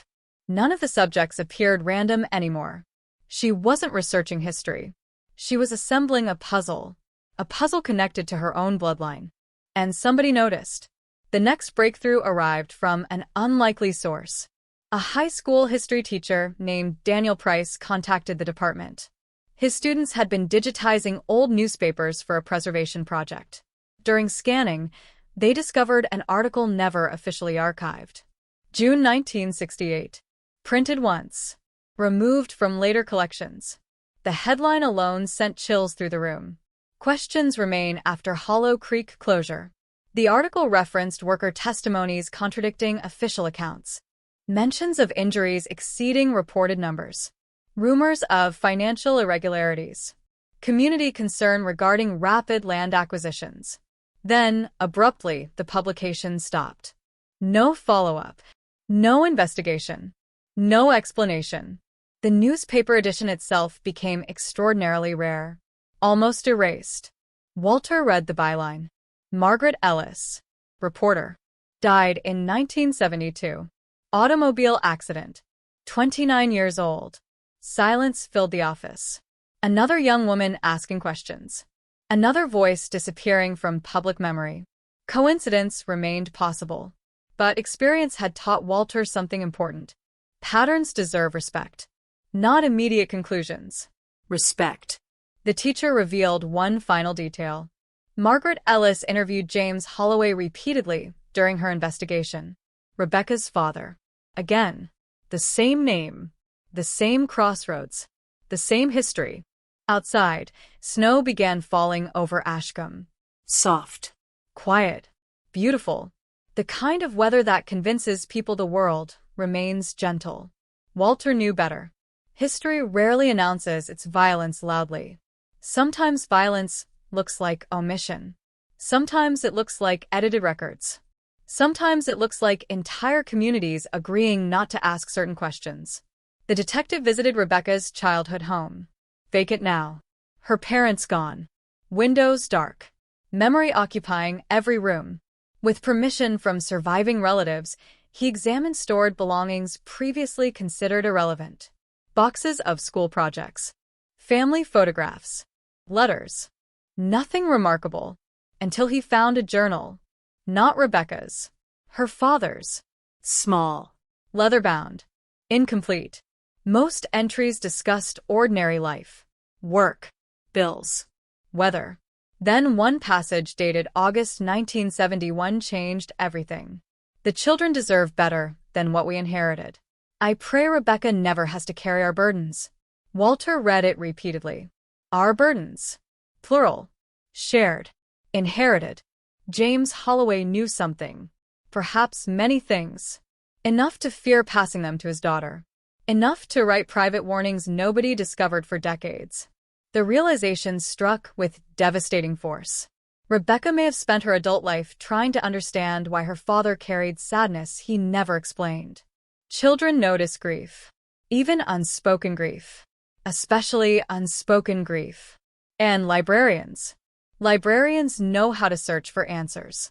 Christmas approached. Ashcombe decorated storefronts. Church choirs practiced hymns. Families gathered. Life continued. Yet beneath holiday lights and familiar traditions, old foundations trembled. Walter Briggs felt it. Lena felt it. People throughout town felt it. Questions long buried had returned. Not as accusations, as echoes. One December evening, while reviewing maps inside his office, Walter noticed something previously overlooked. The road connecting Hollow Creek to Cedar Ridge passed directly beside Mercer Farm. Not nearby. Directly beside it. A natural route. The route. If Rebecca investigated historical land transfers, interviewed surviving witnesses, and traveled between key locations, she would have passed that property repeatedly. Frank Mercer didn't merely witness something on the night she vanished. Perhaps he expected her. Perhaps others expected her too. The thought settled over Walter like cold mountain fog. For 35 years, investigators asked who took Rebecca Holloway. Maybe the more important question was this: who realized that a young librarian had finally assembled a story generations of people spent their entire lives trying desperately to keep unfinished. January 2025 arrived without ceremony. No celebration. No optimism. Only cold air sweeping through the Blue Ridge foothills and a growing sense that Ashcombe stood on the edge of something irreversible. The Rebecca Holloway investigation had transformed into a reckoning with memory itself. And memory, Walter Briggs knew, could be more dangerous than evidence. Evidence sits quietly inside boxes. Memory walks into church on Sunday. Memory attends funerals. Memory raises children. Memory votes. The town understood that. Even those who never spoke about Hollow Creek understood it. Walter's retirement date came and went. Nobody mentioned it anymore. The department simply accepted reality. The old detective wasn't leaving. Not yet. Not while ghosts remained employed. Lena Ortiz joked that Rebecca Holloway had effectively extended his career by sheer force of will. Walter didn't laugh. Because some cases choose investigators. Not the other way around. Snow covered Mercer Farm during the first week of January. The abandoned property looked peaceful. Too peaceful. Nature possesses a remarkable ability to soften ugly histories. Fields once filled with arguments become beautiful landscapes. Structures connected to secrets become picturesque ruins. Visitors see tranquility. Locals remember everything else. A forensic survey team conducted another examination of the land. Modern equipment. Ground-penetrating radar. Methods unavailable in 1989. The goal remained simple. Eliminate possibilities. Confirm facts. No expectations. No miracles. Then, on the third day, an anomaly appeared. Not large. Not dramatic. A disturbed section of earth behind an old equipment shed. Historical maps suggested the area once housed storage facilities removed decades earlier. Ordinary explanations existed. Many ordinary explanations. Still, Walter ordered further analysis. Experience demanded patience. Cold cases punish excitement. Meanwhile, Lena pursued another path. James Holloway, Rebecca's father. The quiet mechanic whose name kept resurfacing. She visited former coworkers. Old friends. Anyone willing to remember. Patterns emerged immediately. James rarely discussed Hollow Creek. When he did, conversations ended abruptly. He avoided reunions involving former mine workers. He refused business opportunities connected to land development after 1970. One former colleague remembered asking why. James answered with a sentence impossible to forget. Some profits cost too much to spend. The phrase echoed through Lena's thoughts. Profits. Not tragedy. Not grief. Profits. Meaning James believed someone benefited from whatever happened at Hollow Creek. Perhaps many people. Perhaps people he knew personally. Another retired mechanic offered a more painful memory. James occasionally drank alone after closing the garage. Not often. Not enough to earn reputations. Just enough to lower carefully maintained walls. One evening, Years before Rebecca disappeared, he reportedly said something extraordinary. "We told ourselves we were protecting families." A pause. "We never asked who needed protection from us." The distinction felt devastating. Protection sounds noble, until the object requiring protection changes. Communities protect children, protect neighbors, protect traditions. But what happens when communities begin protecting themselves from truth? Walter spent nights studying Hollow Creek disaster records. Officially, 3 injuries. No fatalities. Temporary chaos. Order restored. Yet, private documents suggested something entirely different. Missing names. Missing payroll entries. Workers who simply vanished from public records after 1968. No death certificates. No relocation documents. Absence. And absence, investigators understand, carries its own weight. The Historical Society reluctantly granted access to portions of the Mercer family collection. Pressure from public attention made continued refusal impossible. Walter entered the archive room alone. Dust. Silence. Generations of carefully preserved memory. Most documents reinforced familiar narratives. Community service. Economic development. Philanthropy. The Mercers as builders. Protectors. Leaders. Then he discovered correspondence between Harold Mercer and county attorneys during the summer of 1968. One sentence froze him completely. "The public cannot endure another disaster. Stability must come first." Another disaster. Again. Always another. Meaning previous wounds remained fresh. Meaning decisions at Hollow Creek occurred within larger contexts of fear and reputation. The language fascinated Walter. Nobody discussed morality. Nobody discussed legality. They discussed stability. Human beings will justify extraordinary actions in the name of stability. History proves that repeatedly. A second letter proved even more troubling. "We owe future generations a town they can believe in." Beautiful words. Heartbreaking words. Because perhaps everyone involved genuinely believed that. Perhaps they convinced themselves that selective memory constituted an act of love. The greatest tragedies often emerge from people attempting to preserve goodness. Not create evil. Preserve goodness.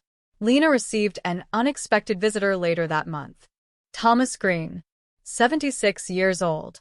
Former deputy sheriff. One of the last surviving law enforcement officers connected to the original investigation. Ill health had kept him silent for decades. Now, apparently, silence weighed more heavily than illness. The meeting occurred privately. No cameras. No recordings. Only notes. Thomas spoke slowly. Carefully. Memory requires effort at that age.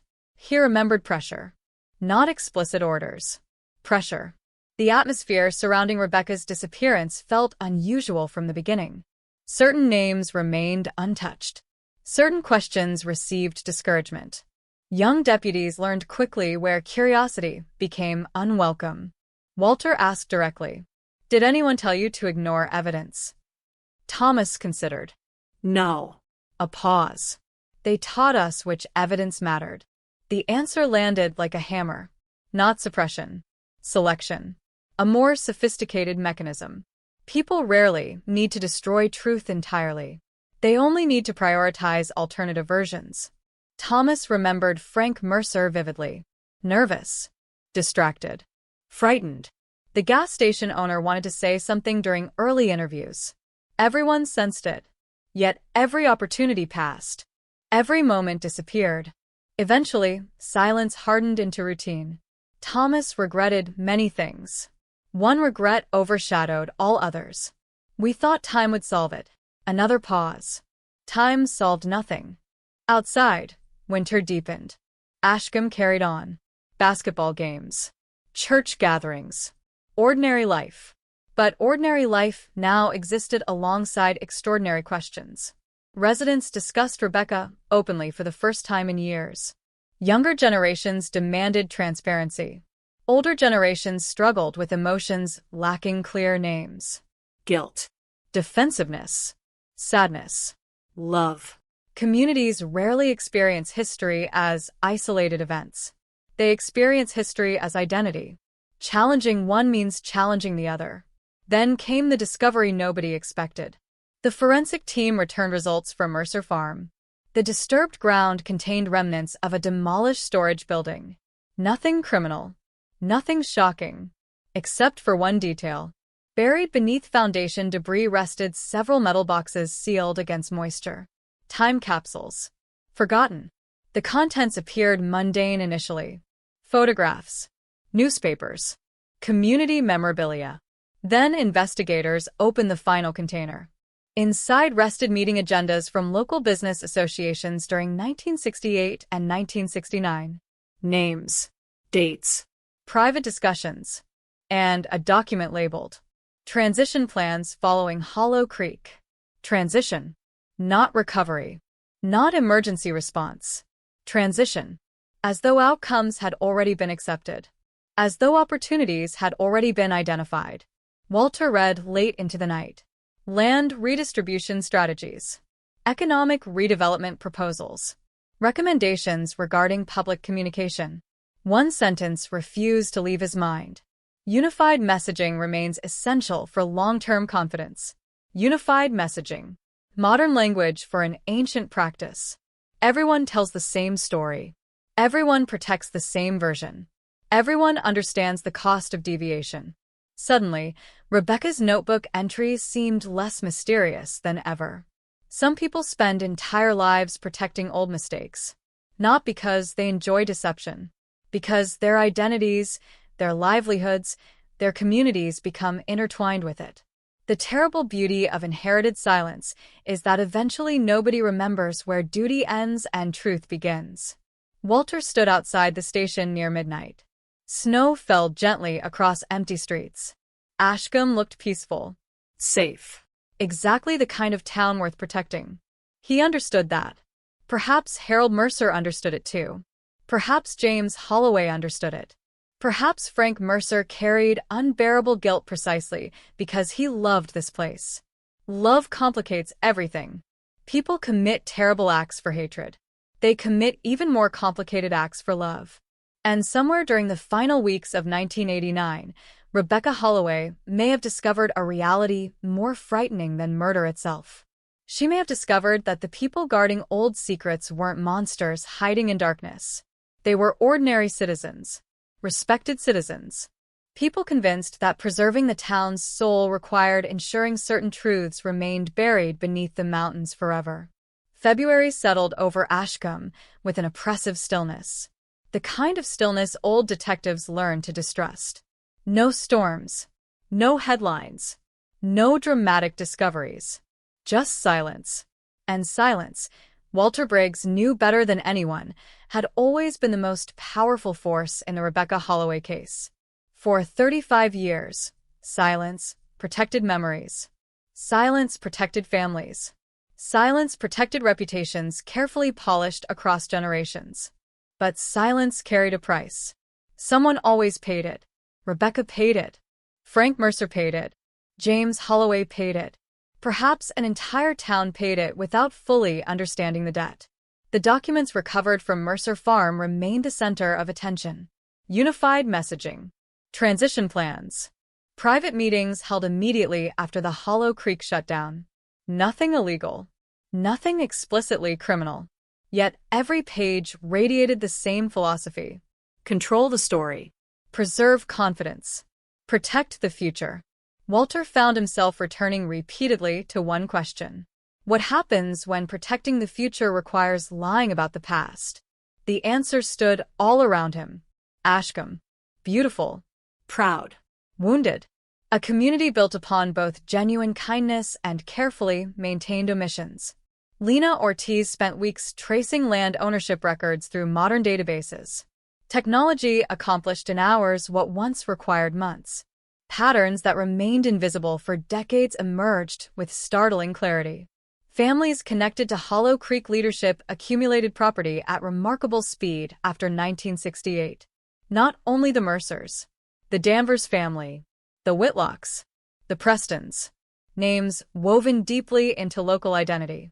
names appearing on scholarship funds, community centers, church plaques. People remembered them as builders, benefactors, guardians of Ashcombe's prosperity. And perhaps they were. Human beings rarely fit neatly into categories. A person can build hospitals and bury uncomfortable truths. A person can love their community while simultaneously harming it. History specializes in such contradictions. One evening, Lena arrived carrying a thick folder. Inside rested correspondence between Rebecca Holloway and the State Historical Archives. The letters had never been included in original investigative files. Nobody knew why. The discovery itself raised troubling questions. Rebecca requested access to restricted mining records months before disappearing. Professional, polite, persistent. One exchange stood apart. A state archivist informed her that several Hollow Creek documents listed in official inventories no longer existed. Removed. Transferred. Possibly lost. Rebecca's response was handwritten. If records vanish whenever questions become uncomfortable, then memory itself becomes evidence. Walter read the sentence twice, then a third time. She understood. Long before anyone else. She understood that absence tells stories. Missing pages. Missing reports. Missing witnesses. Missing people. Sometimes what isn't present speaks louder than what remains. The detective placed the letter beside her notebook. The themes aligned perfectly. Old mistakes. Inherited secrets. Memory as resistance. Rebecca Holloway had not stumbled into mystery accidentally. She pursued it deliberately, methodically, and someone noticed. Mid-February brought another unexpected visitor. Arthur Whitlock, 79 years old, former bank manager, respected citizen, one of the last surviving participants from the economic redevelopment meetings following Hollow Creek's closure. He requested confidentiality, not because he feared legal consequences, because he feared disappointing his grandchildren. That detail struck Walter harder than anything else. Old men nearing the end of life rarely fear prison. They fear legacy. Arthur sat quietly for several minutes before speaking. We thought we were saving Ashcombe. No hesitation. No excuses. Just belief. The mine closure threatened economic collapse. Families depended on those jobs. Businesses faced bankruptcy. People panicked. Leaders gathered. Solutions emerged. Some public. Some private. The goal remained simple. Prevent disaster. Arthur admitted certain information never reached newspapers. Accident reports were softened. Financial arrangements remained confidential. Property opportunities favored insiders capable of acting quickly. Nobody viewed themselves as villains. They viewed themselves as caretakers. The language returned once again. Protection. Responsibility. Unity. Walter asked whether anyone died at Hollow Creek. Arthur closed his eyes. A long silence followed. Finally, more than they admitted. The words entered the room like winter air. Cold. Unavoidable. Official records listed none. Reality differed. Families received compensation. Church leaders provided support. People grieved quietly. Public scandal never materialized. Ashcombe moved forward. Or believed it did. Then Walter asked the question that truly mattered. Did Rebecca know? Arthur opened his eyes. Fear appeared for the first time. Real fear. I think she knew enough. Enough. Not everything. Enough. Enough to connect missing documents. Enough to understand why certain families prospered afterward. Enough to ask dangerous questions. Arthur remembered seeing her inside the Historical Society during the autumn of 1989. She carried folders, maps, notes. She looked determined, excited even. The enthusiasm of someone approaching truth rather than danger. That memory haunted him, because innocence often walks directly toward risks experience recognizes immediately. After Arthur left, Walter sat alone for hours. One realization refused to release him. Rebecca wasn't investigating crime in the conventional sense. She investigated memory. She investigated collective amnesia. She investigated the stories communities tell themselves in order to survive. And perhaps that made her more threatening than any ordinary witness. Witnesses observe events. Rebecca challenged identities. March approached. Snow melted. Roads reopened. Life resumed familiar rhythms. Yet beneath ordinary routines, pressure intensified. Journalists expanded coverage. State investigators requested updates. Public interest grew. The phrase appeared everywhere. Detective's final case may rewrite local history. Walter hated headlines. Reality rarely fits inside dramatic sentences.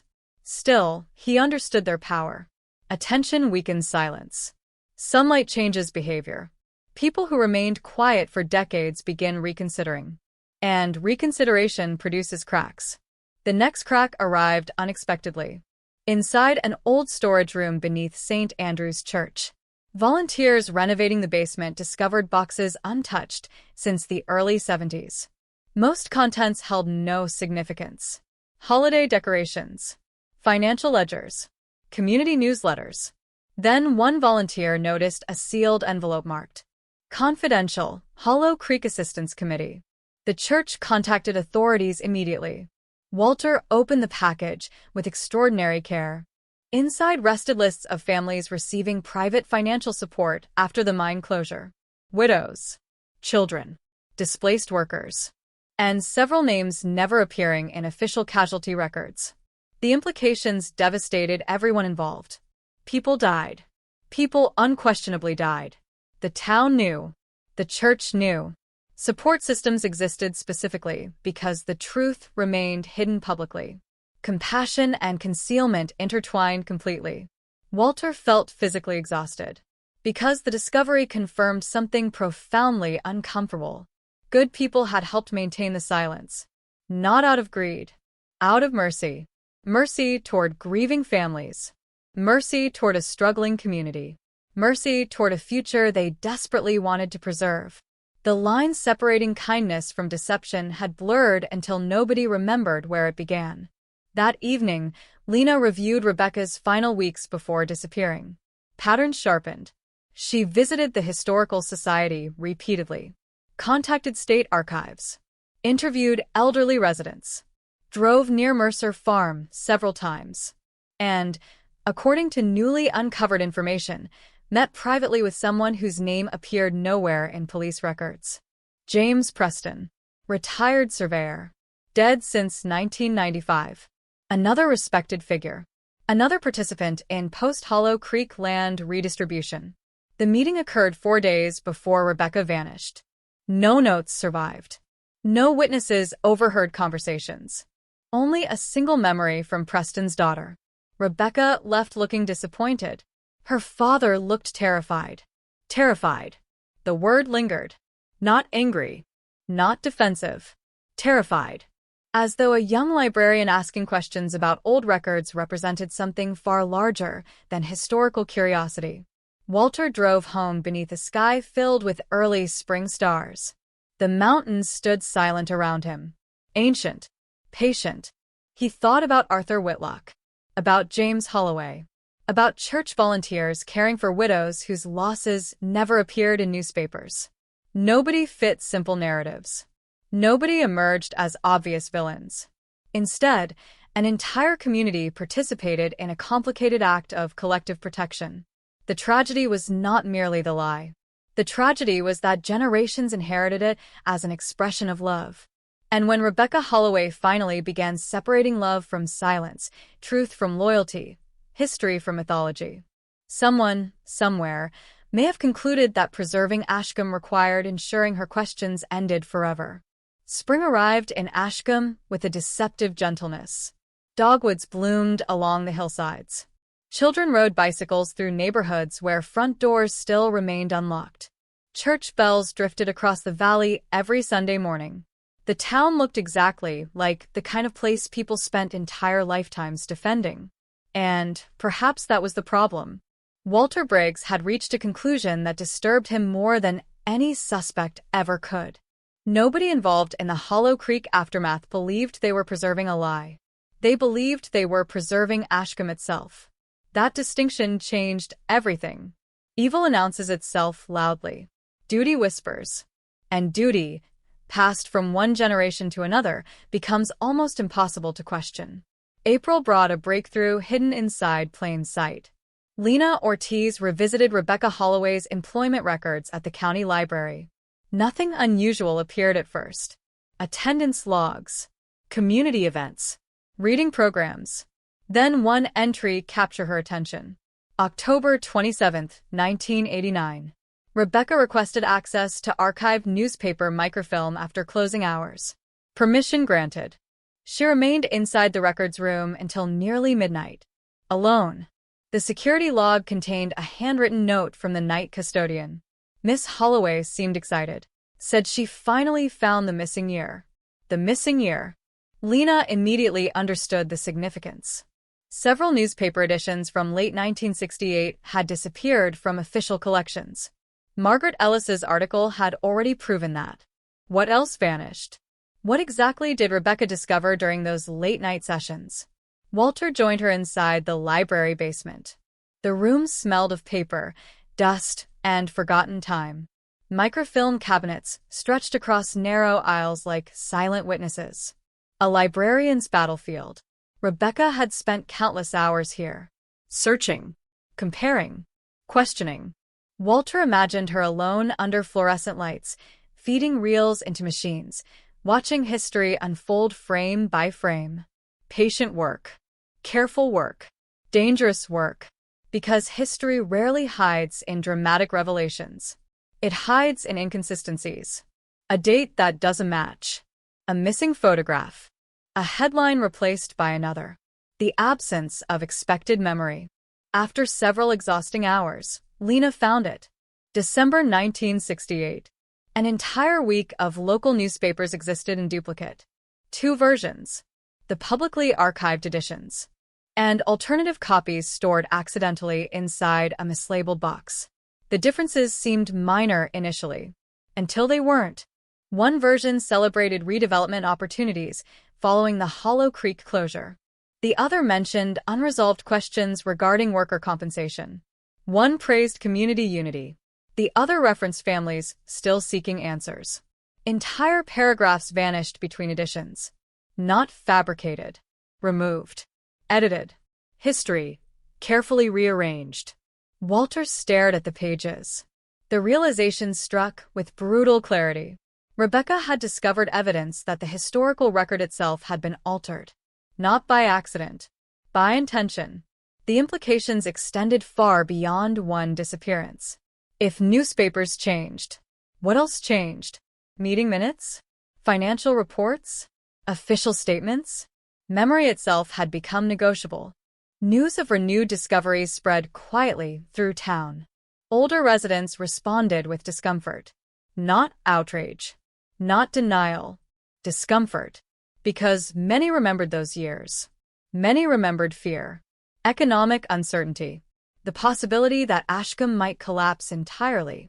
They remembered choosing stability. The question haunting everyone now was simple. What price did stability demand? Walter received another visitor. Helen Mercer, daughter of Harold Mercer. 72 years old. Elegant. Composed. A woman carrying both family pride and visible exhaustion. She requested a private conversation. No lawyers. No reporters. No records beyond handwritten notes. She entered Walter's office, carrying a small wooden box. My father kept these until he died. Inside rested letters. Personal correspondence. Family documents. Nothing intended for public eyes. Helen explained that she discovered them years earlier, but never understood their significance. Recent news coverage changed that. One letter, dated January 1969, stopped Walter cold. Harold Mercer writing to his younger brother Frank.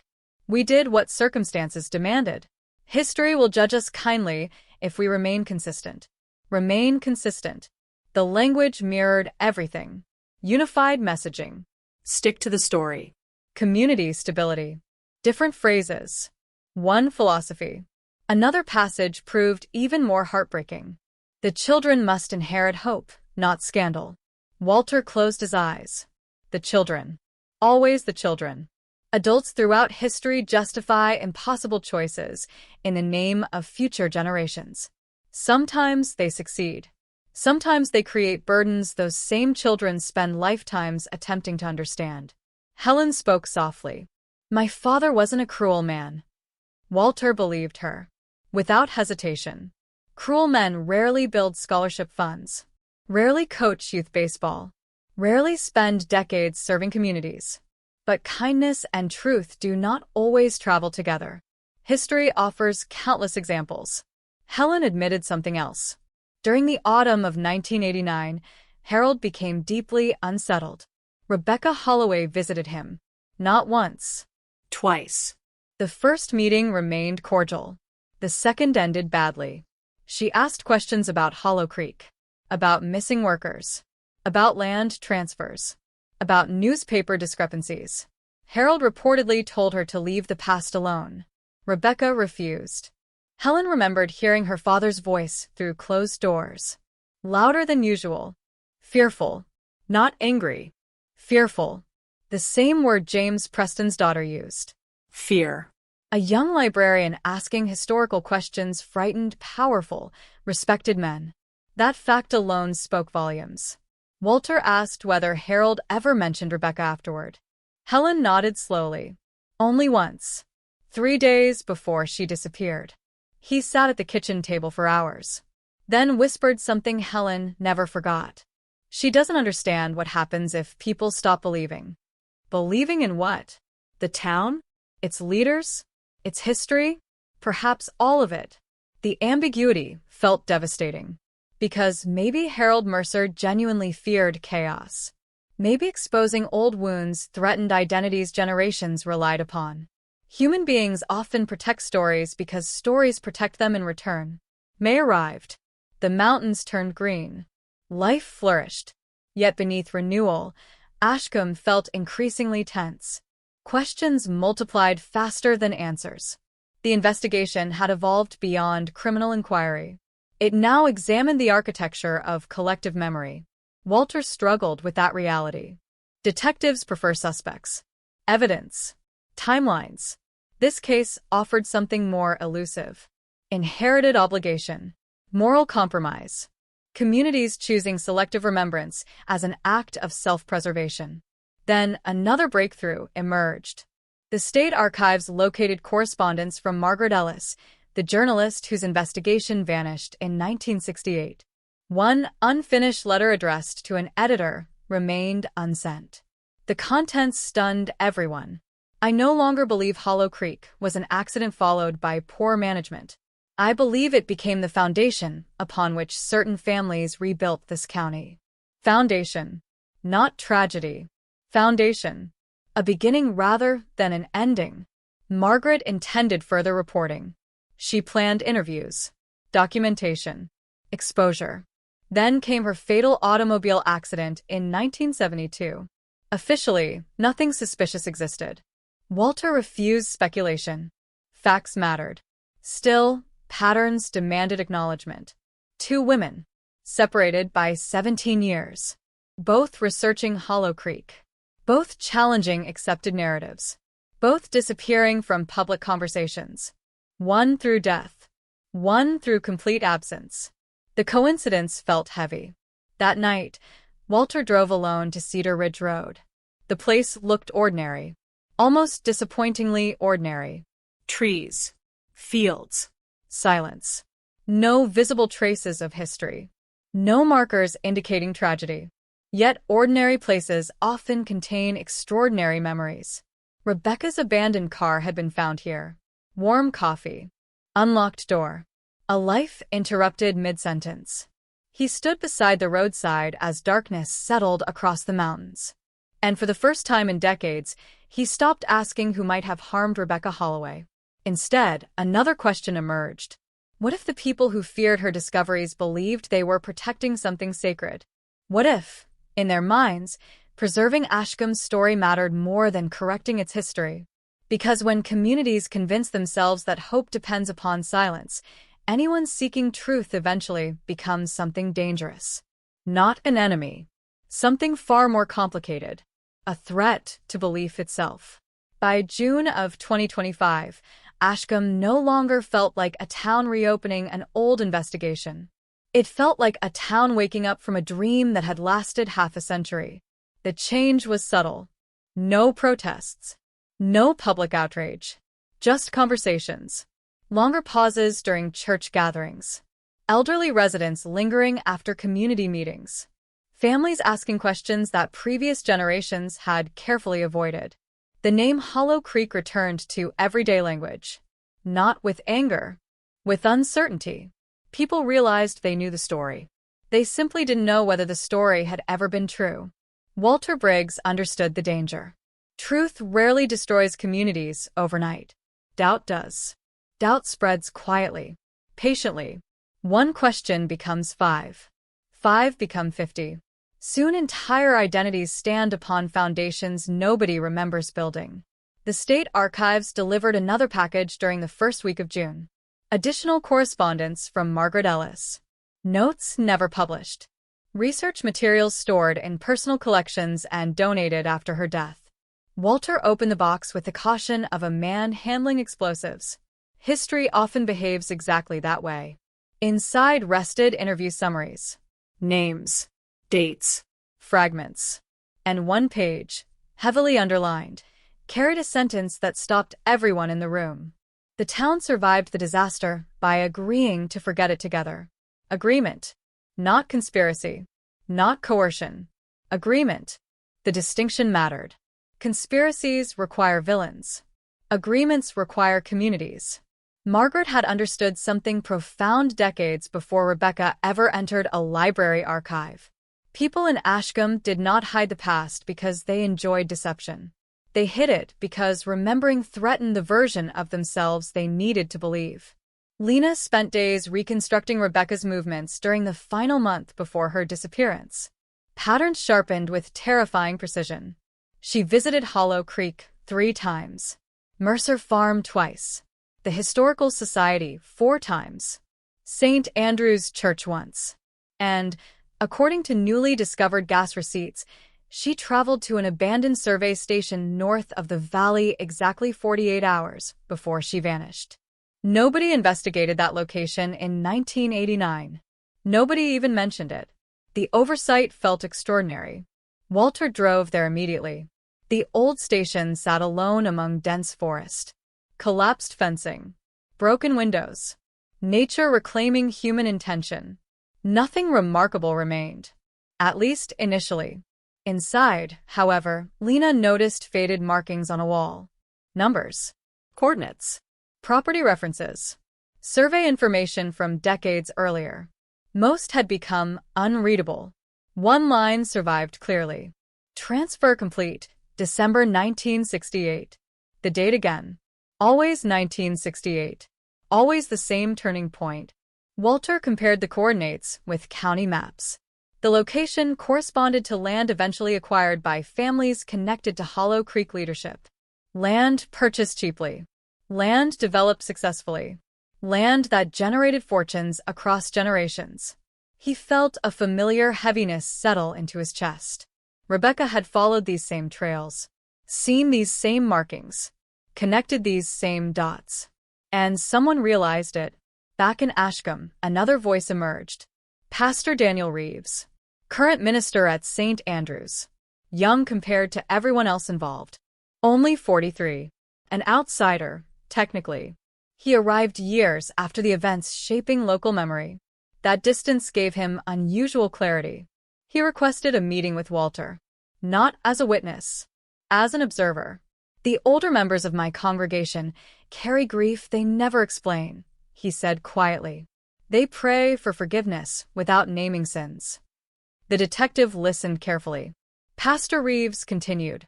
Funerals often revealed strange patterns. Certain families remained connected through obligations nobody discussed openly. Acts of generosity traced back decades. Scholarship funds. Private donations. Support networks. As though entire systems emerged following some collective trauma. Mercy built upon silence.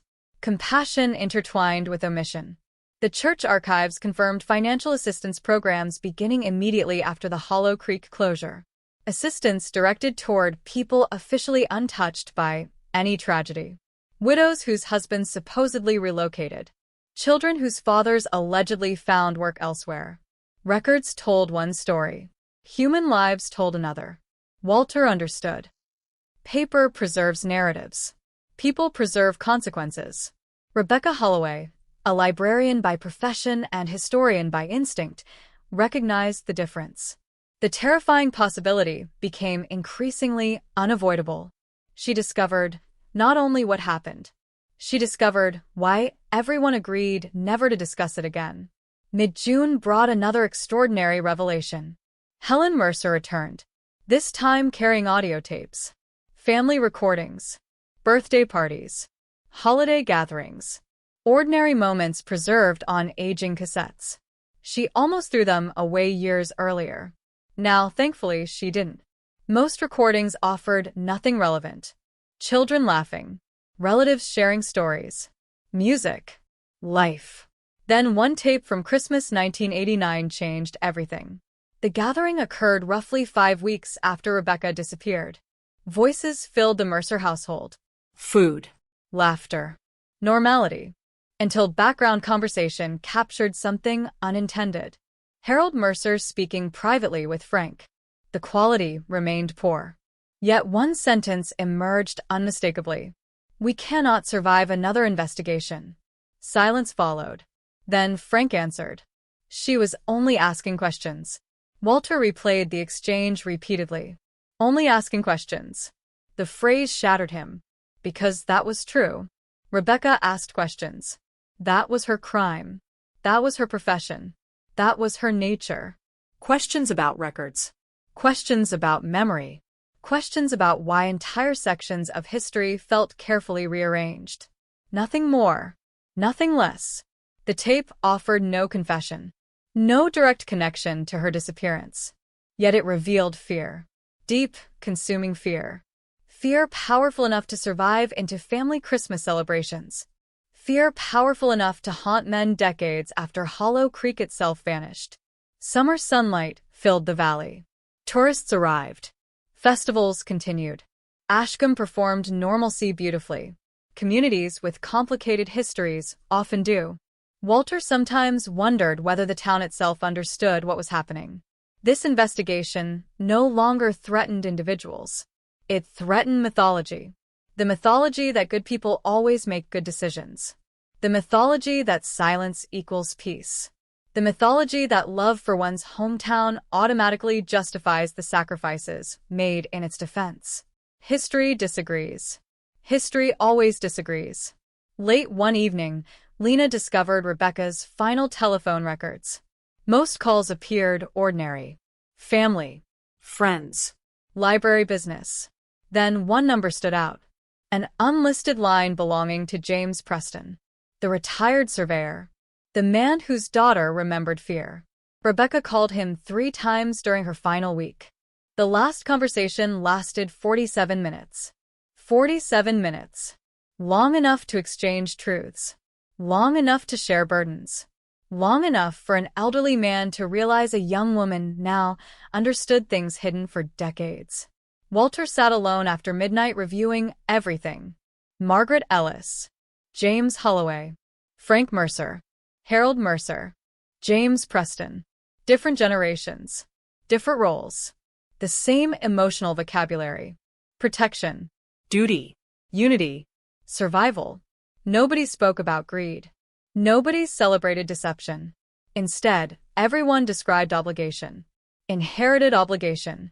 The obligation to maintain a version of Ashcombe capable of inspiring future generations. And perhaps that was the cruelest irony of all. Because Rebecca Holloway loved this town deeply. She wasn't trying to destroy its history. She was trying to understand it. Trying to separate genuine heroism from carefully edited memory. Trying to prove that communities could survive truth. But somewhere along that journey, someone may have concluded that truth itself represented the final threat Ashcombe could never afford to face. And when people begin believing that questions are more dangerous than answers, Even the gentlest voices can disappear into silence that lasts for decades. July arrived with suffocating heat, and Ashcombe found itself trapped between two versions of reality. The first was visible. Children played beside the courthouse fountain. Tourists wandered antique shops. Church picnics filled community parks with laughter and familiar faces. The second reality lived underneath. Invisible, ancient, a network of memories, obligations, promises, and omissions stretching backward to Hollow Creek and forward into the present day. Walter Briggs understood something now that younger detectives often struggled to accept. Cases are rarely about the day a crime occurs. They are about everything that made that day possible.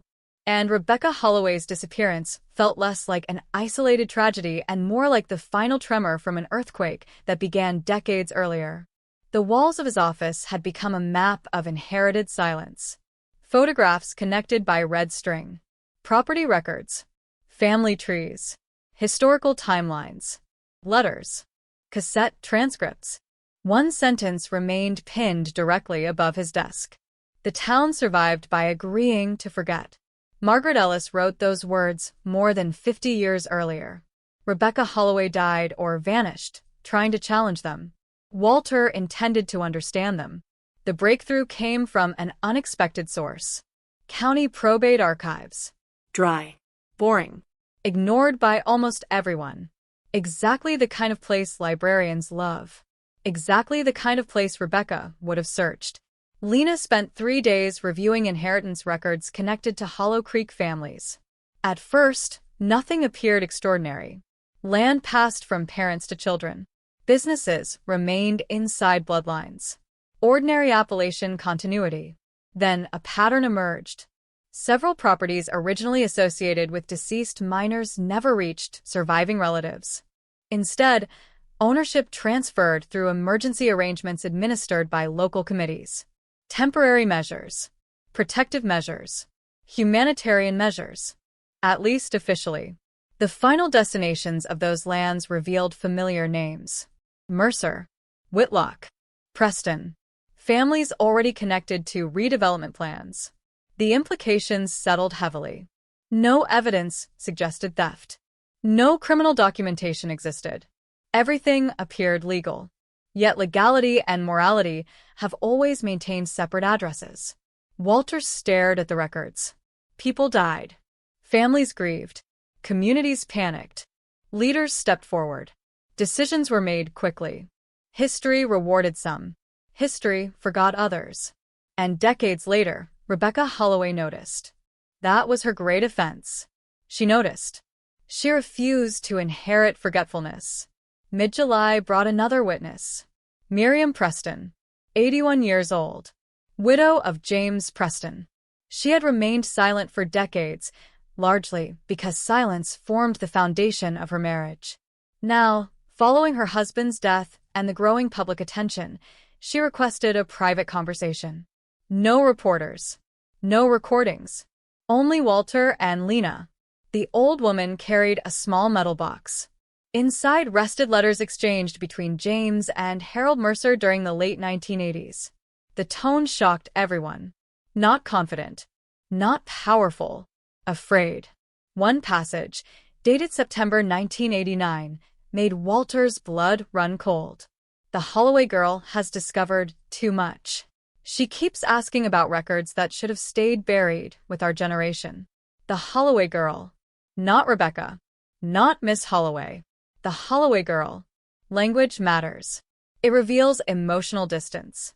It reveals hierarchy. It reveals the tendency of older generations to perceive truth seekers as children incapable of understanding larger responsibilities. Another sentence proved even more devastating. If she exposes everything, people will lose faith in men who gave their lives to saving this county. Saving. Always saving.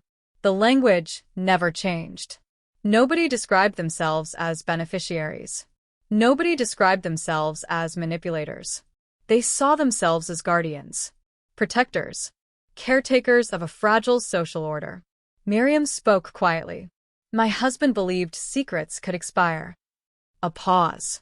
Then Rebecca arrived, and he realized secrets have children. Walter wrote the sentence down immediately. Secrets have children. An entire philosophy contained within 4 words. The people who survived Hollow Creek passed silence to the next generation. The next generation inherited obligation. Rebecca rejected the inheritance. And rejection, in tightly connected communities, often feels like betrayal. Later that week, state investigators joined the review. Not because criminal evidence had emerged, because historical evidence had become impossible to ignore. The distinction frustrated younger officers.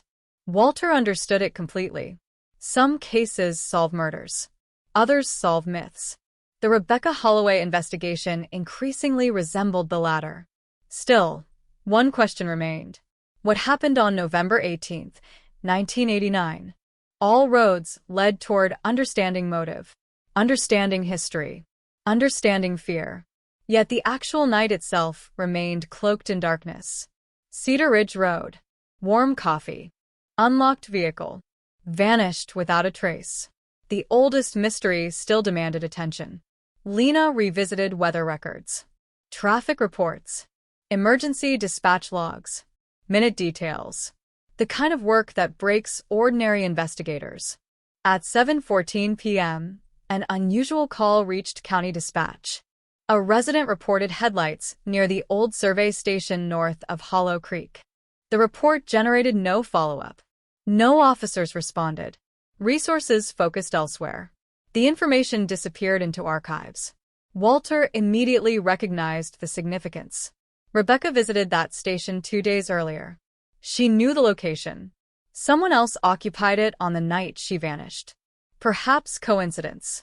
Perhaps not. They drove there again. Summer sunlight transformed the landscape. Nothing about the place suggested danger. Birdsong. Tall grass. Wind moving through trees. Yet old places maintain memories regardless of appearances. Inside the collapsed structure, Lena discovered something previously overlooked. Faded initials carved into wooden beams. J.P. Ashim. James Preston. Harold Mercer. Evidence that local leaders used the station long after official operations ended. Private meetings. Informal discussions. Unrecorded decisions. Walter felt the pattern tightening. Certain locations functioned as spaces between public truth and private necessity. The survey station. Mercer Farm. Church basements. Places where history changed shape before reaching ordinary citizens. Rebecca understood that. She followed the geography of silence itself. August approached. Heat lingered. Tension deepened. Ashcombe remained polite, friendly, beautiful. Yet beneath every conversation lay unspoken questions. What did our parents know? What did our grandparents hide? What would truth cost now? Walter received hundreds of letters. Some supportive, some angry. One anonymous message contained only a single sentence. There are things communities survive only by forgetting. No threats. No accusations. Just belief. Sincere belief. The detective folded the note carefully, because whoever wrote it represented the heart of the mystery. Ordinary people. Good intentions. Fear of collapse. The same ingredients present throughout history whenever uncomfortable truths emerge. That evening, he visited Rebecca's grave. A simple marker. Fresh flowers. Someone still came regularly. 35 years later, the town remembered her, perhaps more faithfully than it remembered itself. Walter stood silently as dusk settled over the mountains. He imagined Rebecca in the library basement, discovering altered newspapers. Imagined her speaking with James Preston. Imagined her realizing that the story she inherited about Ashcombe contained missing chapters. Most people would have stopped. Most people would have accepted ambiguity. Rebecca continued. Because librarians understand a fundamental truth. Every missing page matters. Every erased sentence changes meaning. Every silence serves someone. And somewhere during that final summer of 1989, a young woman searching for historical honesty may have uncovered the one reality generations of respected citizens feared above everything else. that the greatness of Ashcombe had not been built upon lies alone, but upon the willingness of good people to mistake silence for love and memory for a danger that could never safely return to daylight. September arrived with cooler air and a feeling that something long buried was finally running out of places to hide. Ashcombe had changed. Not dramatically, not publicly, but permanently. People still attended church, still gathered for football games, still waved from front porches. Yet conversations lasted longer now. Questions once dismissed with a smile remained hanging in the air. The town was learning a difficult lesson. Silence protects communities only until memory begins demanding interest on old debts. Walter Briggs felt it everywhere. At the diner, at the courthouse, even in the grocery store. Residents who had spent 30 years avoiding Rebecca Holloway's name now stopped him in parking lots. Not to offer evidence, to confess uncertainty. And uncertainty, Walter knew, was the first crack in inherited mythology.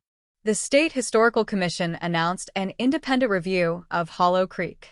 Newspaper headlines spread across Virginia. Decades old questions returned to Ashcombe. The story had escaped local control. For generations, families managed narratives privately. Now outsiders arrived with fresh eyes and no emotional investment. That frightened people.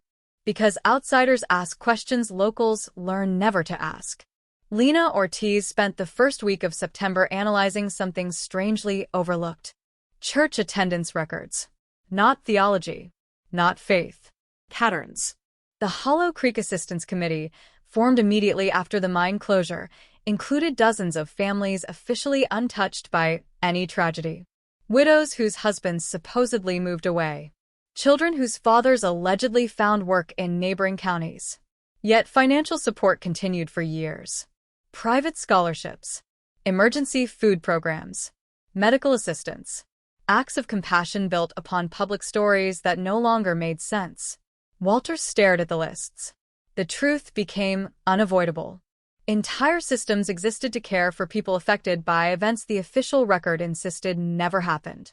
Communities remember through behavior long after language changes. People may forget facts. They rarely forget obligations. That realization haunted him, because Rebecca Holloway understood exactly that principle. She wasn't hunting scandals. She was following patterns of care, asking why so much kindness surrounded an event everyone described as relatively minor. The answer, increasingly, seemed obvious. The tragedy had always been larger than anyone admitted. Much larger. Mid-September brought a discovery no one anticipated. Daniel Price, the history teacher who helped uncover Margaret Ellis's missing articles, contacted Lena with urgent news. One of his students, digitizing family photographs, found something extraordinary. An image taken during the summer festival of 1973. Ordinary at first glance. Children playing. Local officials smiling. Community leaders gathered near a stage. Then, standing together in the background, appeared James Holloway, Harold Mercer, James Preston, and Frank Mercer. All four men. Together. Years after Hollow Creek. Years before Rebecca disappeared. Their expressions troubled Walter immediately. Not celebratory. Not relaxed. Serious. As though even community festivals could not fully separate them from whatever responsibilities they carried. On the back of the photograph, someone had written a sentence. For those who kept Ashcombe standing. The words landed heavily. Kept Ashcombe standing. Again, the language of salvation. Of guardianship. Of sacrifice. Nobody viewed themselves as beneficiaries. They viewed themselves as caretakers of a fragile inheritance. Walter pinned the photograph beside the others. The web tightened. Different families. Different professions. The same burden. The same silence. The same conviction that forgetting represented a form of public service. Then came the moment that changed everything. Helen Mercer called late one evening. Her voice shook. She had found another letter among her father's belongings. One she deliberately ignored for years. Not because she feared its contents. Because she feared what understanding them might mean. Walter met her immediately. The letter bore no recipient, no date, only Harold Mercer's handwriting. It appeared unfinished, perhaps never intended for anyone else. The first lines were devastating. I once believed truth and survival could coexist. Age has taught me otherwise. Walter read silently. Every word felt heavier than the last.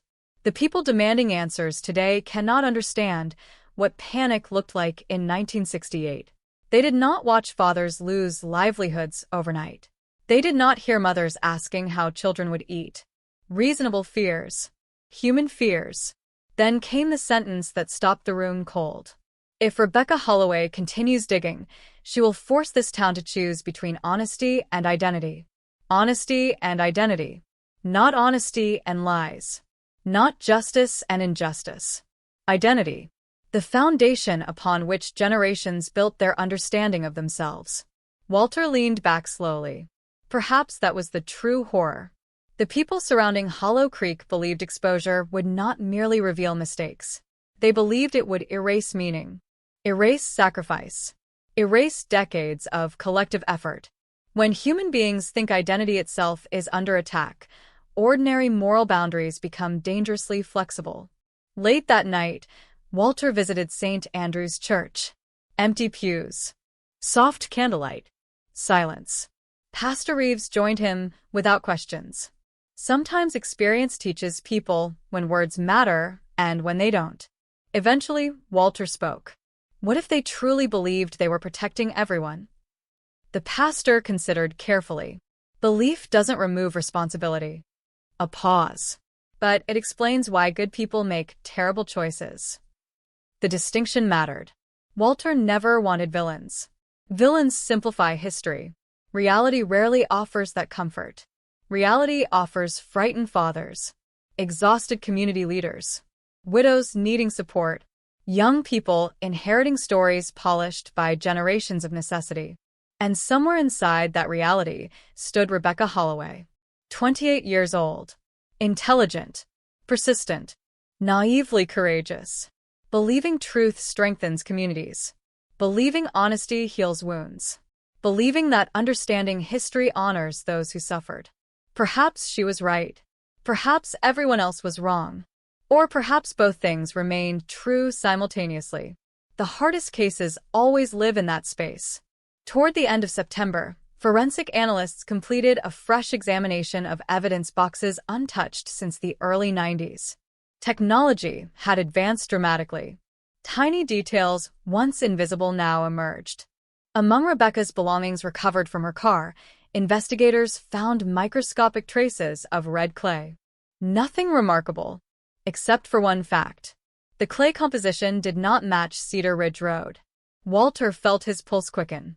Rebecca had been there recently. Very recently. Possibly the night she vanished. The station again. Always the station. A place between official history and private memory. A place where powerful men once gathered beyond public scrutiny. Lena spread maps across the conference table. Routes. Timelines. Distances. Rebecca could have driven there after meeting someone. Someone she trusted. Someone connected to her research. Someone willing to talk.